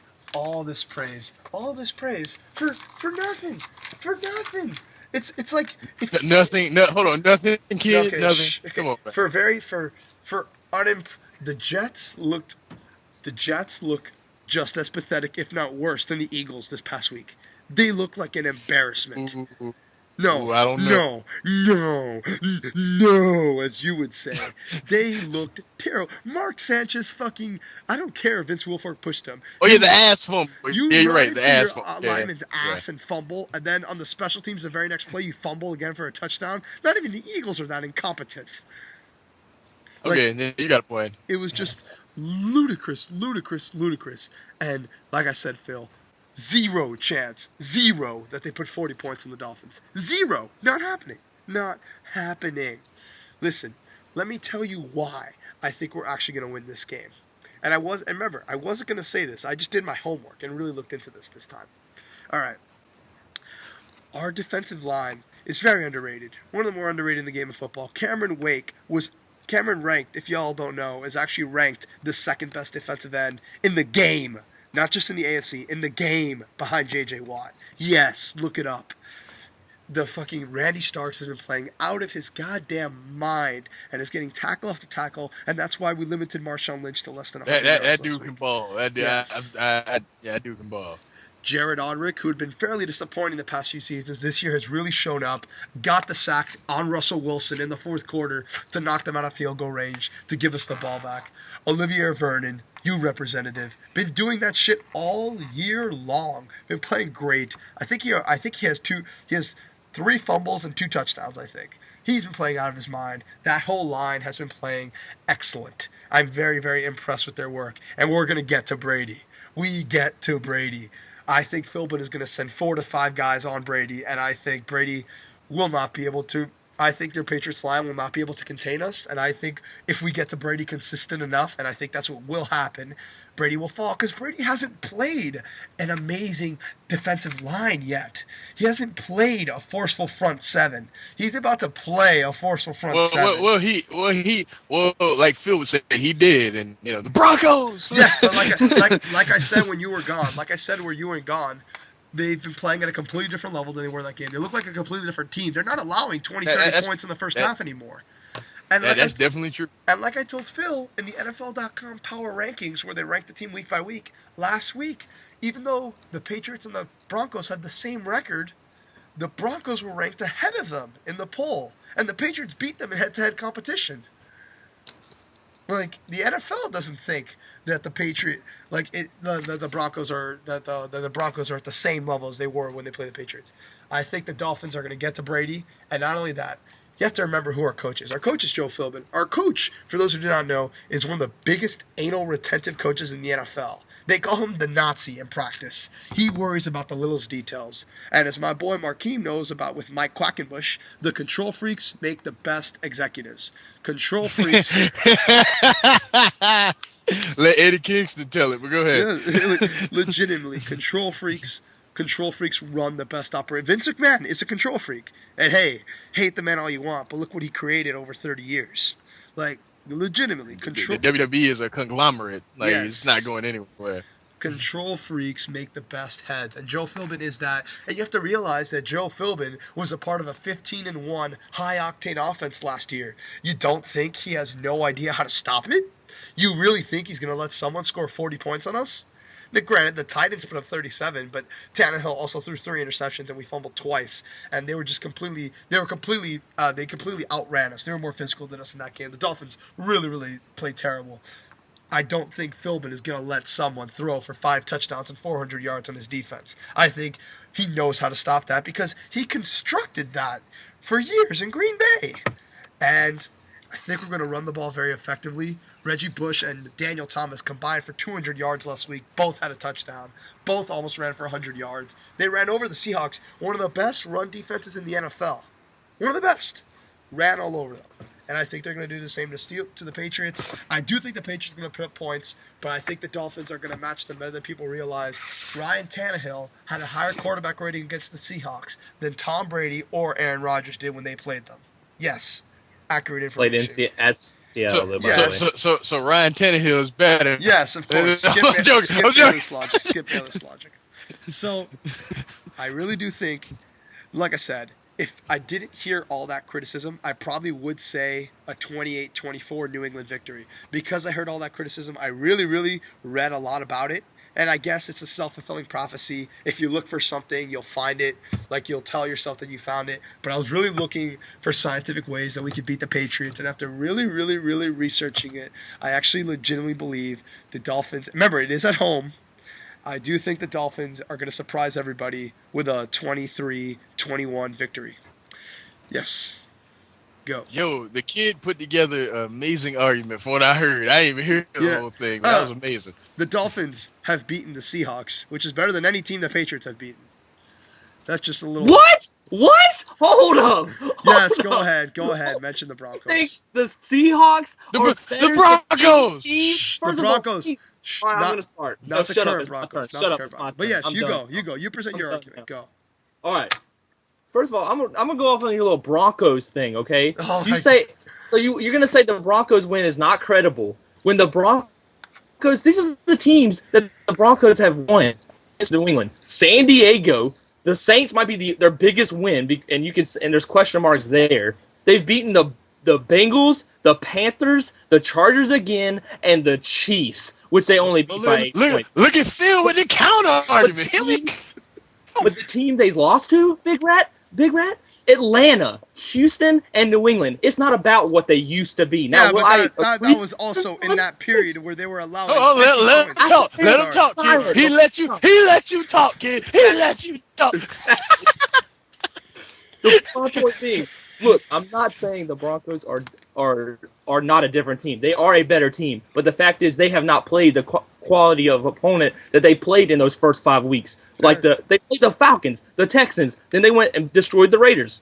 Then they played New England. Guess what? How many games they won? They only beat the Raiders. I'm just saying that the next time they play it is this week against Tampa Bay. I guess you could say is their best matchup since New England. Cincinnati. Cincinnati. Okay, I'll give you. Okay, maybe Cincy, but and that game was close. So I'm just saying I don't think that the Broncos are that like. The way you sounded, you're sounding like the Broncos were not going to make the playoffs type team, and they just turned it around. Like, no, the Broncos were not that much different when New England played them. First of all, no, I say I don't know about that, Phil. I was with you till you said that. I don't know, not that much different, Phil. I don't think that. They don't even look like the same team. They don't even play the same type of ball. They're playing better. I'm not saying that. I'm not arguing that. He's saying that they're playing better against worse teams. Right, against worse teams, and you're discrediting New England win against them because I'm not discrediting it. I'm saying it's not as impressive. You just said it didn't matter, kid. Like I heard you say it does not matter. New England has not beat anybody. You said that the win that was an overreaction. Seattle, exactly. You said the win over Seattle is a bigger win than any New England win they have. It's definitely bigger than a win against the Colts. Why? The Colts are 7-3. They're 7-4. The Seahawks are 6-5. The Colts play in a much easier conference. 7-3. Hold on, time out. This is why I got to inject. The reason why the kids say that, to be fair, the Colts were like on defense, especially they lost both of their corners, and they were missing a linebacker. Like they were like really banged up. To be fair, Phil. Well, right, but what I'm saying is they're still got to look at them. They're 7-3, regardless of what happened. They're 7-3 at that point. I mean, but it's not that to say true. It wasn't a 7-3 team on the field. That's the point. They 7-3, but that wasn't the team that the Patriots were playing. You know what I mean? Right. Okay, I agree, but I'm just. I mean, obviously there was that game went. I mean, that game even went where I didn't think it was going to go. So I'm just. I mean, I didn't expect. All right, fair enough. Let's continue. Right, but all right. So, but I'm done with the Broncos thing. Let's keep it back on. I've completely dished whatever you just said. Anyways, I'm going back to the thing about the Dolphins and the Patriots. Your first little run, or I don't know how many minutes it was spot on. All these people that think that this game, that the Dolphins have zero chance to win this game. They don't know the AFC East. They don't know this rivalry. They don't know. These people obviously don't watch the AFC East. These people obviously don't watch pro football in general, or the AFC East. Because I wanted to look up the year, but I was wanting to really listen to what you had to say, so I didn't. But the year I think the Patriots were like a number 1 or number 2 seed, maybe 3 at 2004. I already know what you're talking about. It was week 17, right, or week 16? Week 16. Week 16. The Dolphins were Kid, I meant you know without looking. I meant you know without looking. The Dolphins were 3-12, and the Patriots were 13-1. Because that was a big. I would remember too if I was a Dolphins fan, because I mean that was a big win for them. They beat a team that ain't much else to remember. Right, right. They're 20 quarterbacks, but yeah, like I'm saying, that it happens. It's happened from time to time, and I know that you can say, yeah, this is a different team now. But I mean, the team now has proven they're an upcoming team. I mean, Tannehill hasn't done horrible. In my opinion, he hasn't done horrible. And I think that this game is going to be, and another fact that it's in Miami, I think it's going to be a closer game than I want it to be. Look, I would love for New England to go out there and score 40 points, and Dolphins score 3. I would love it. If it happens, I'll love it. I will come on here and say I love it. But it's not going to happen. I'm sorry, people. It's not. That New England's not going to. I mean. Could they score 40? Now, I know Bayrut says zero chance. They could score 40 on the Dolphins. Things happen. Crazy things happen. I mean, last week we saw the Jets. Yeah, crazy things happen as our entire front seven gets hurt. If they do that, I will concede, Phil. Not only are they the best team in the AFC, they're the best team in the NFL if they do that shit. I concede it all to you, Phil, if they do that shit. Oh, man, I hope they do it then. With no injuries. But yeah, like I said, I think this game I do think this game's going to be close. The Dolphins are a competitive team, and I think New England is having to go on the road is going to affect it a little bit. Not saying they can't play on the road. I'm just saying that it's going to be it's a lot. If it was at home, it's a whole lot different. Is what I was trying to get at that point. But there's something else that you said that I wanted to comment on, but I don't know. But anyways. As far as Dolphins Patriots, I think, of course, I have my Patriots winning this game. I think that that they've, yes, they have, and I agree with what Big Rat said. A win. New York was just ridiculous. Like I went back. It was hilarious. It was hilarious. I was Black Friday shopping, but I could not stop laughing. Like I was going, I was watching through it that I recorded. And if you follow me on Twitter, you saw that I posted that a video of Sanchez running. I was dying. You know what's funny about the Jets game? Funny story about the Jets game. I hate to cut you off, Phil, but I was just thinking about this. My family was sitting around. We were all watching the Jets game. It was my sister. I was at my sister's house. Like a couple of her friends was over there. One of my ex-girl's friends was over there, which was hilarious. And we were all just sitting around watching the game, and it got so ridiculous that we started showing each other baby pictures. And then we looked up, and it was like 35 to like 3 or some shit like that. And then I went to use the bat. I had to do number 2 and put my business out there. And I came back, and it was even worse. And I was like, "What the hell happened?" I was gone for not even 10 minutes. And it just got every time I would leave for a second and not pay attention, the story would get worse. It was funny. It was just hilarious. And then I looked up, and literally one of the commentators. Which one is it? Collinsworth, I think it was. He was literally chuckling at the Mark Sanchez fumble. That's how I even noticed. That game is. I swear to you, that game is funnier than Louis C.K. and Kevin Hart combined. That's the funniest game I've ever seen in my life. They were so awful. I really believe at this moment the Jets are the worst team in the league. After that game, the Jets are so bad. And like I said, I was laughing. I mean, in a matter, I think they said, within a matter of 56 seconds, we scored 3 touchdowns. I want to say it was. I want to say it was in a matter. It was that close, yes. Right, and it's and then we kicked the extra point after that fumble that you're talking about. We kicked the extra point, go to kick it off, and what happens? Bloop. Falls right out and goes right into Julian Edelman's hands. Right into his hands. Not, he picks it up, he scoops it up, he makes a play. No, right into his hands, touchdown. I was laughing so hard. Tebow was Tebowing an entire quarter on the sideline. Yes. Tebow was like, why? But yeah, what I was getting at with. Hey, y'all want to just do that one week? Just bury the Jets just for the hell? Y'all want to do that? Yes, we will. We will. But I need to hear the rest of his Patriots contingency. Right. But I agree. Like I said, I was gonna go into that with the Jets or whatever. 49-19 against the Jets, 59-24 against the Colts. Games like that, 45-7 against the Rams that someone picked in this. I can't believe that still, but go ahead. But 23 points against the Seahawks, which I called, where Tannehill put up 24. Oh. On the road, but I'm not. It's not like they play shitty on the road; they just lose. No, I'm saying at Seattle, New England had to go at Seattle. Miami had to play at home. We totally different. We could have been in totally Seattle, different. and we still would have ran all over them. Hey! He let you talk, kid. Yeah, exactly. I'll hear you talk. Point is, that's a totally different aspect. Going to Seattle, traveling all the way to Seattle, which by the way, Miami to Seattle would be the farthest trip in the NFL. So yeah. Go make that and then beat Seattle, and then come talk to me. But so now going back no. I'm gonna interrupt you. I'm gonna get interrupted. Damn, You that was awesome. give me shit for discrediting the Broncos, but you completely discredit mine because it wasn't at Seattle. Fuck you. No, I'm discrediting it because you brought it up. You wanted to say that you guys beat the Seattle Seahawks and we didn't. I'm bringing it up as a counteract, saying you didn't travel all the way to Seattle and beat them in Seattle. You stayed at home in your little Miami Dolphins stadium, Mr. Sun Life, Sun Bright, whatever, and won by 1 point. So congratulations. You lost by 1 point. Can I say this is the best show we've ever done? Anyway, let me get back. Best show every week. Yeah, exactly. It gets better every week. Keep listening, people. Keep listening. Right, and continue. You that continue. don't listen, don't listen. Continue. All right, I'm going back to my Patriots.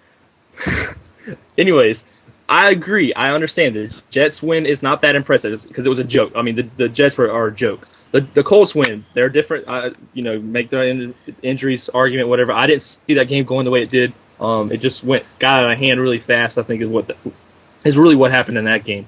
And then the Rams was also a complete destroy. Even though I think a lot of that might have been a little closer if a certain Rams player didn't keep pass interferencing. But anyways, I was happy with it regardless. But like I said, we do have. It seems like every year, of course, we can't ever get a year where we have a hard schedule. So I can say that we've beaten some of these teams. It's been a while. Actually, we have had before, but it's been a while. So it's always Patriots play easy. Tell the AFC East to get better. How about that? Yeah, that's true. But I'm saying we've had better games even when the AFC East was still bad. Outside of the thing, but which we're coming to that. We got Houston, and then we have Miami this week, Houston, and then San Fran. We'll see what happens there. But yeah, I mean we lost to Baltimore by 1 point. It happens.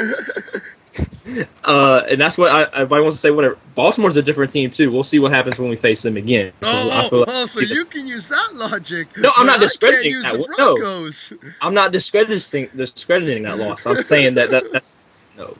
You're saying never mind. Whatever. I'm not saying the Ravens win is nothing because the Ravens are different. Let's keep going. Let's not argue about stupid shit. Right. Anyways, I don't know where I left off, but I'm going to continue. I just think that, like I said, I think that the Patriots have I've been on here over and over again, and I know that we've talked about my bias and all that, but I'm saying without a bias, I think that this team is the best team in the AFC, and hopefully after this week and then week 14, I get to smile really big. If you beat the Texans and the Niners, you can say that. The Niners, they're not in the AFC. No, but like the best team in the NFL. No, I'm talking about best team in the AFC. I've never said they're the best team in the NFL. Okay. But anyways, I hope they would be. But anyways, but I just think I can't stand the fact that people keep discrediting the Patriots over and over again. Oh, they can't beat a team over 500. It's every year I hear this crap. But yet, I mean, because every year that's usually the case, though, Phil. Yeah, but it happens a lot. But the thing, but my biggest pet peeve is teams weren't the same. Okay, well, you're saying the Denver Broncos weren't the same at that time. Well, when we played teams last year they were over 500, they just collapsed later in the year. So it's the same thing as like, okay, our loss to Arizona will now look like a complete crap because Arizona sucks now. But when they were playing then, they were 4-0. I mean, they were playing good then. So it's like, it's the same thing. It's like people want to look at their finish. So you don't want the Patriots are like Boise State. As we say, oh, he shoots, he scores. But yeah, I get what you're saying. I said you don't want the Patriots to like Boise State. Right, exactly. Right. I see what I did there. I know, I did. Had to bang up the Boise State thing. What I'm saying is, like, people don't look at who they. It's not totally different Boise State, but anyways, you know, I don't want people look at the finished records of people too. They don't look at what that team was doing when they played them. So it's like that's the thing that gets under my skin the most. It's like it's a two-headed coin. Right. It's like, yes, okay, I understand the team didn't finish, end up finishing on the world. Continue. Can't Hey, hear. you got too much noise around. Can't hear. All right, hold on. Are they really? Go. Fucking. Go. Go ahead, Phil. Go. Am I ready? Yeah. All right. Okay. Kids good. All right. All right. Well, what I'm saying is, like, I just think that, you know, it's constant. You know, well, the Patriots can't beat any team over 500, blah blah blah. But when they place the team's either over 500 or you know, they do beat a 500 team and people discredit it. So I mean, I'm tired of that crap. Has it been the case this year though? What? You beat a team that at the time is 500 or over 500, and then they turn out to do better. No, at the time you're beating teams that are below 500, and then they just keep sucking. Well, except for the Broncos, and except for the Indianapolis Colts. But anyways, I just love that argument because I can just shoot back at it. We just gotta finish. Let's go. All right, but anyways, let's get back to the actual game. You know, we can talk about how I think the Patriots are the best team in the AFC all day, but I think they win this game against Miami. I think this is, you know, I think they're on a roll. I think, you know, Marquine was talking about how the offense looks really, really good. I think the defense is starting to play better as well. This defense has always been good against the run, but they're starting to get a lot better against the pass, and getting back to their red zone stoppage thing. And I think that they're gonna win against Miami, but it's gonna be closer than I want it to be. It's gonna be closer than it should be, but the Patriots are gonna win. And do I think there's zero chance that we blow out the Miami Dolphins and score 40? No, but I don't see it happen at the same time. So I'm pretty much done. But good argument, I must say. Very, very good stuff. But one thing I forgot to add was people have been noting of late how the Patriots have been able to run the ball more, and people have been saying if they can run the ball effectively and do everything else they've been doing, they'll be great. What I've noticed is that the teams they run the ball against have really, really poor run defenses, and this week they're going against a really, really good team against the run.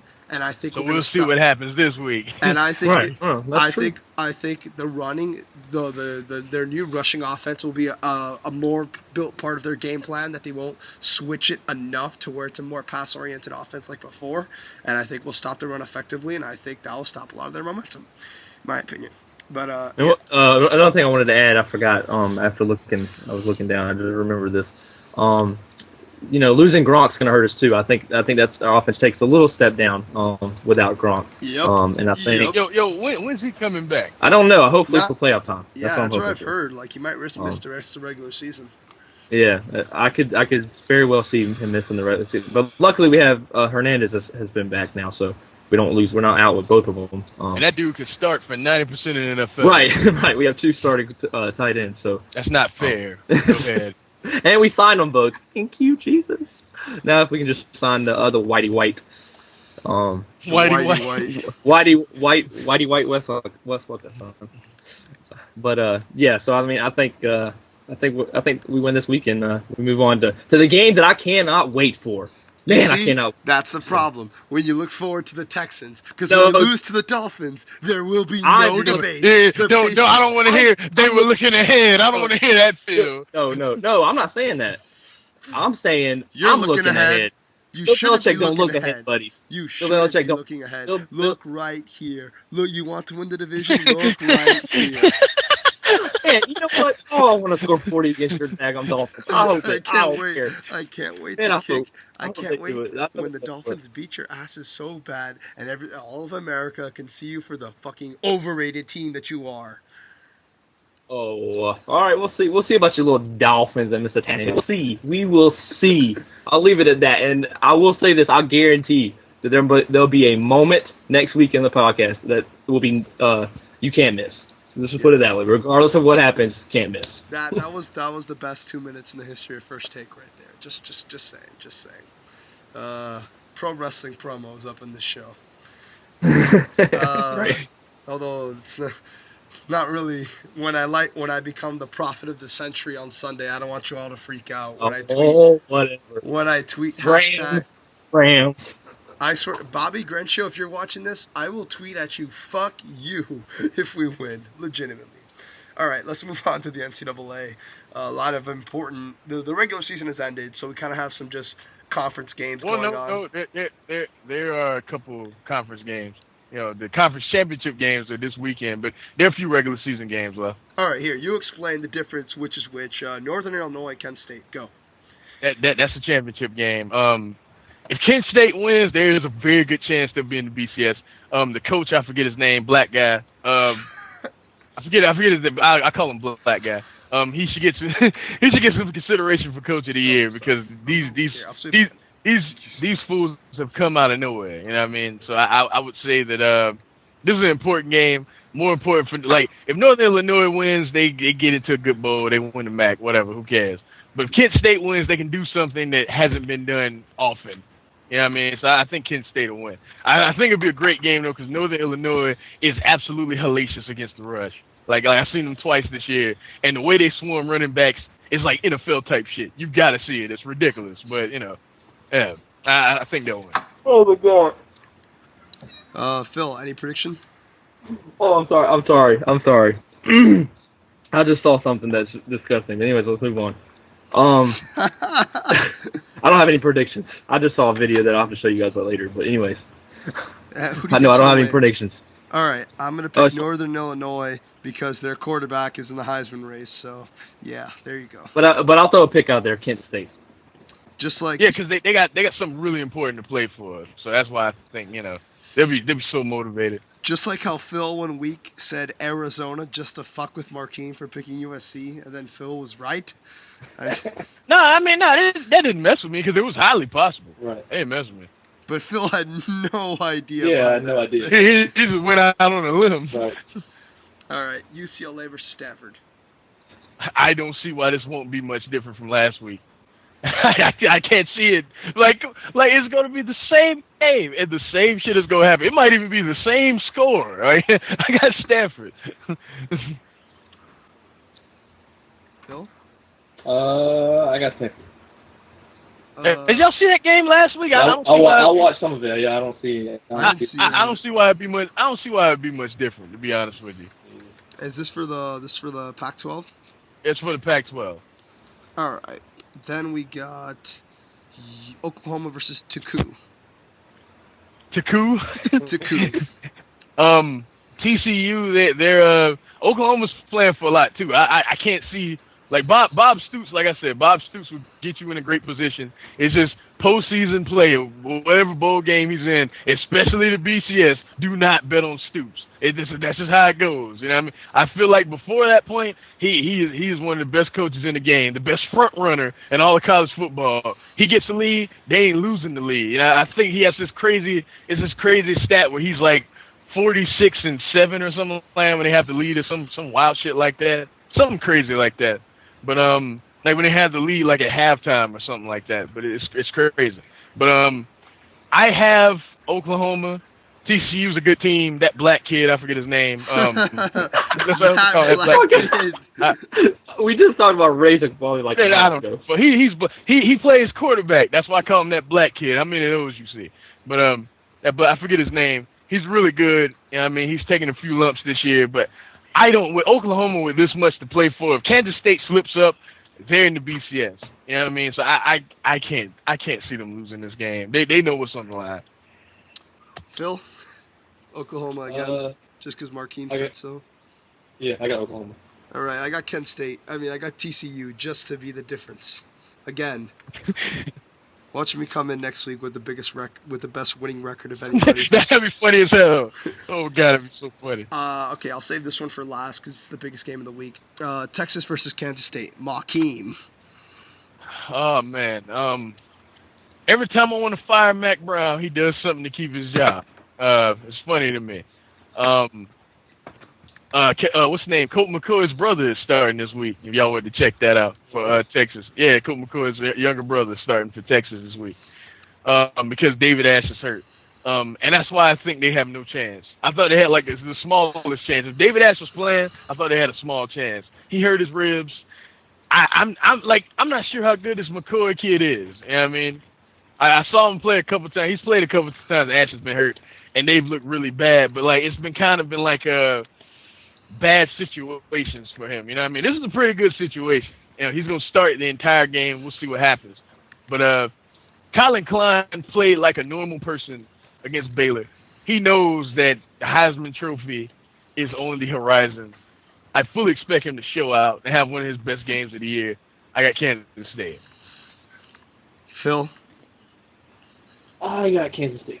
Nice. Nebraska versus Wisconsin. Markeem? I feel like we shouldn't even have to talk about this game. It's the unofficial Big Ten champion. Like, because whoever wins this game is going to be fed to Stanford in the next. Well, you know, let me not say that, because if Nebraska wins this game, that would be a really good Rose Bowl. Yeah, I mean, that'd be a really, really, really good Rose Bowl. I can't even front. Like, I feel like they match up with each other well. I honestly think they'll win this game here. I won't say. I feel like on paper Stanford should kill Nebraska, but they won't. I feel like it'll be a close game. Taylor Martinez is like the Eli Manning of college football. Like the fourth quarter, something just happens in his head and he just kind of goes unconscious. You know what I mean? So I believe this game will be something like that, like where it will be close the entire game, and Taylor Martinez just kind of goes like to another place in the fourth quarter. He has the funny thing about him is that he has NFL heart, he has NFL psyche. But he has the worst mechanics I've ever seen for a quarterback. Y'all know how I laugh at Tim Tebow? Y'all really have to see how he throws the ball. It's the funniest. It's almost like, yeah, you ever thrown like a bean bag? That's how he throws He throws the football like he's throwing a bean bag. It's hilarious. But yeah, I got Nebraska. Phil? Good game though. Nebraska. All right, I got Nebraska as well. But what, Martin? But Monty Ball, that would be the key for Wisconsin. The thing is that he has to get going early. I mean, he gets going early.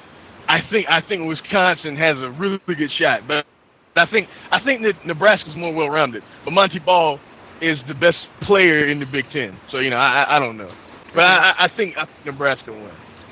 Then we got Then we got the unofficial ACC championship game. Because it's not the true ACC championship game.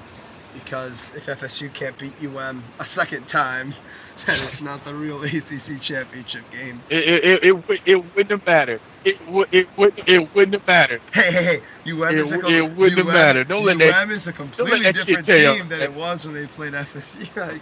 I can't even finish that sentence. Oh God. That was like 2 weeks ago. I do think it would have been closer. Completely different team. Do think it would have been closer. We wouldn't have won, but it would have been closer. FSU, Georgia. Well, Miami's on it because we self-imposed. Are they still sanctioned or whatever? Yeah, we had the same. Are they still sanctioned? We self-imposed. No, it's self-imposed. Like they had didn't they have explain it, kid? Okay. Yes. The whole year the argument was whether or not Miami should self-impose itself to compete in bowl games this year in order to lessen the NCAA penalty for next year.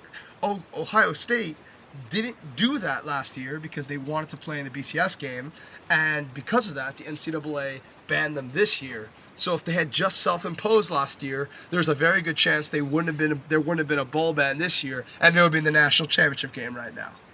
Miami, realistically, I think our team next year is going to be better, and I think Miami shouldn't, as much as important as the ACC championship game was to me, like these past few weeks. It's been very, very important because it signifies the U.S. slowly but sure. It signifies UM slowly, very slowly, but surely making gains. Very slowly. But it's something. It's something towards making gains, towards coming back to the national spotlight. And I thought that's why we needed this win. But at the same time, I think our whole team next year's coming back. Our team next year's only going to get better. If they were going to self-impose, I think they shouldn't have fucking waited till the last goddamn week to do it. They should have let the fan base know. Yes. Let the fan base know. Well, they just announced it this week. They announced it, yes, and that's why it was so hurt because they realistically made me think that we were going to fight for the ACC title, and they self-imposed. Yeah, you remember the kid? The kid was talking about that like every single week. Yes. And we won. We won our division. We won the ACC Coastal Conference. I mean, the ACC. Yeah, because they beat Duke. They beat Duke. We won the division. We won our division. Florida State won their division. So it was supposed to be us versus Florida State. But because we self-imposed, Georgia Tech's playing. Now, to be fair, North Carolina. That just seems weird that they could wait that long. Yeah, I know. That's why I didn't like it. If they knew right away that we weren't going to win a national title with this team, which anybody could have known within the first week that we weren't going to win a national title with this team, and if they had already decided that winning the ACC title game wasn't important enough, they should have self-imposed weeks ago and save everybody all the hassle. But they waited all this time, and I thought they waited all this time because they thought winning the ACC and going to a BCS Bowl was that important. But if they were going to self-impose anyways, they should have done it earlier. That's my opinion. But agreed. Nonetheless, it seems like the NCAA would have wanted to know sooner. That's what. It seems like they might have already. They don't care who playing these games. They as long as they happen, they don't give a shit. Yes, but all the NCAA, much as I love college football and college basketball, only green matters to. That's the only color that matters to the NCAA. They don't give a fuck about none of these kids. Come on, that's true. That's true. And I mean, theoretically, it is unfair for me to say this because North Carolina, if they didn't have the bowl ban, they would have been playing in the ACC title game instead of us. But because they had the bowl ban, we got the spot. And because we self-imposed, Georgia Tech gets the spot. So that shows you how Georgia Tech really, really, really deserves this. And North Carolina would have took the worst ass whooping out of the three. So, really? Why? Yeah. Have you seen the size and the speed of Florida State's defense? Do you have any idea what those ends would have did to North Carolina? It would have like Alabama versus Michigan at the beginning of the year. It would have been such a beatdown. It would have been a beat down. But nonetheless, UM self-imposed, and that's why we can't play. Which, as bad as I did, but at the end of the day, I do think self-imposing was the right thing to do. I do think that we needed to do it, especially with next year. All these dudes come, Morris and everybody coming back, especially So they legit compete. They will be there in the end. I really believe next year. Seriously. Yeah, I agree. The entire team, like when I say the entire team will be back, basically the entire, it's like one or two people that don't even start. Our main draft prospect is Ray Armstrong, who didn't even play for and us he this hasn't year. played, yeah. So wow. Our second best prospect, I think, would be Brandon McGee, our cornerback, who's going in the he was going in the sixth, and he's going in the 6th round. That's it. This team has a lot of talent, and I'm telling you, next year they will be there. That'll be the team. Like, where did Miami come from? You see Lee Corso, not so fast. Miami is, that'd be the team. But yeah, I'm predicting FSU. Long story short. Let's put it like this. Let's put it in perspective. I respect Paul Johnson. I respect his game plan. There have been times where FSU has looked very vulnerable against the run. Ask Florida about that. Paul Johnson has the most unique and I would say, peculiar, running attack I've ever seen in my life. It's the option. It's quarterback draws. It's just weird. I mean, it's like the most unique rushing attack I've ever seen. I believe that this game will be extremely close. Don't ask me why. I know it's Georgia Tech. I saw what Georgia just did to them.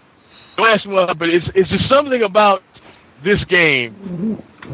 I really. Well, isn't it in Atlanta? Isn't it at the Georgia Dome? I think so. Isn't it? I think so. No. That's the SEC. That's the SEC.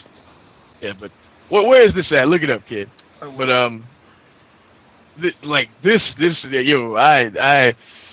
I think Florida State will win, but Y'all do not be surprised that this is a lot closer than everyone thinks. Isn't it in Florida? So, Isn't the ACC championship always in Florida? it's a ACC title game, but is it in Florida? Yeah, it's in the Orange Bowl. What am I saying? Yeah. I don't care. By the way, I mean, what we say? can you imagine if Georgia Tech, the third best team in the ACC Coastal Division, goes to the fucking BCS? He said that would ruin everything. That would like all the at-large teams would be like, man, what the fuck? This is legitimately, Phil. This is like the third place team winning the division in the NFL. Like that's Wow. exactly what it's like. Wow. And that was it's kind of crazy. All right, now finally the big, definitely the biggest game of the week in either sport. Bama, Georgia, SEC title game. Winner goes to the national championship. Markeem, who wins? I'm trying my damnedest actually. That's why I feel like I had like a serious break for it because I'm actually trying to go for this game. But with that being said, Does the winner actually go? Yeah, the winner goes. Like even if Georgia wins, I know like obviously. Yeah, Bama they're both one loss. Second and third in the BCS. Oh, the third? Okay, I didn't see what Georgia was for. Okay. Sorry, Mark. No, you're fine. This is in the Georgia Dome. These Bulldog fans will come out and woodwork. This will be essentially a home game for Georgia. A lot of people don't keep that in mind. Like this is essentially a home game for Georgia. Alabama's clearly the better team. More bigger, more physical, best offensive line in the country, best rushing attack in the country. They're controlling the ball. As I said, I told you, I feel like Aaron Murray's overrated. Y'all know that. I say this all the time because he is overrated. But a lot of people think it's a lot Bama. I really don't believe it. Like this is essentially a home game for Georgia. And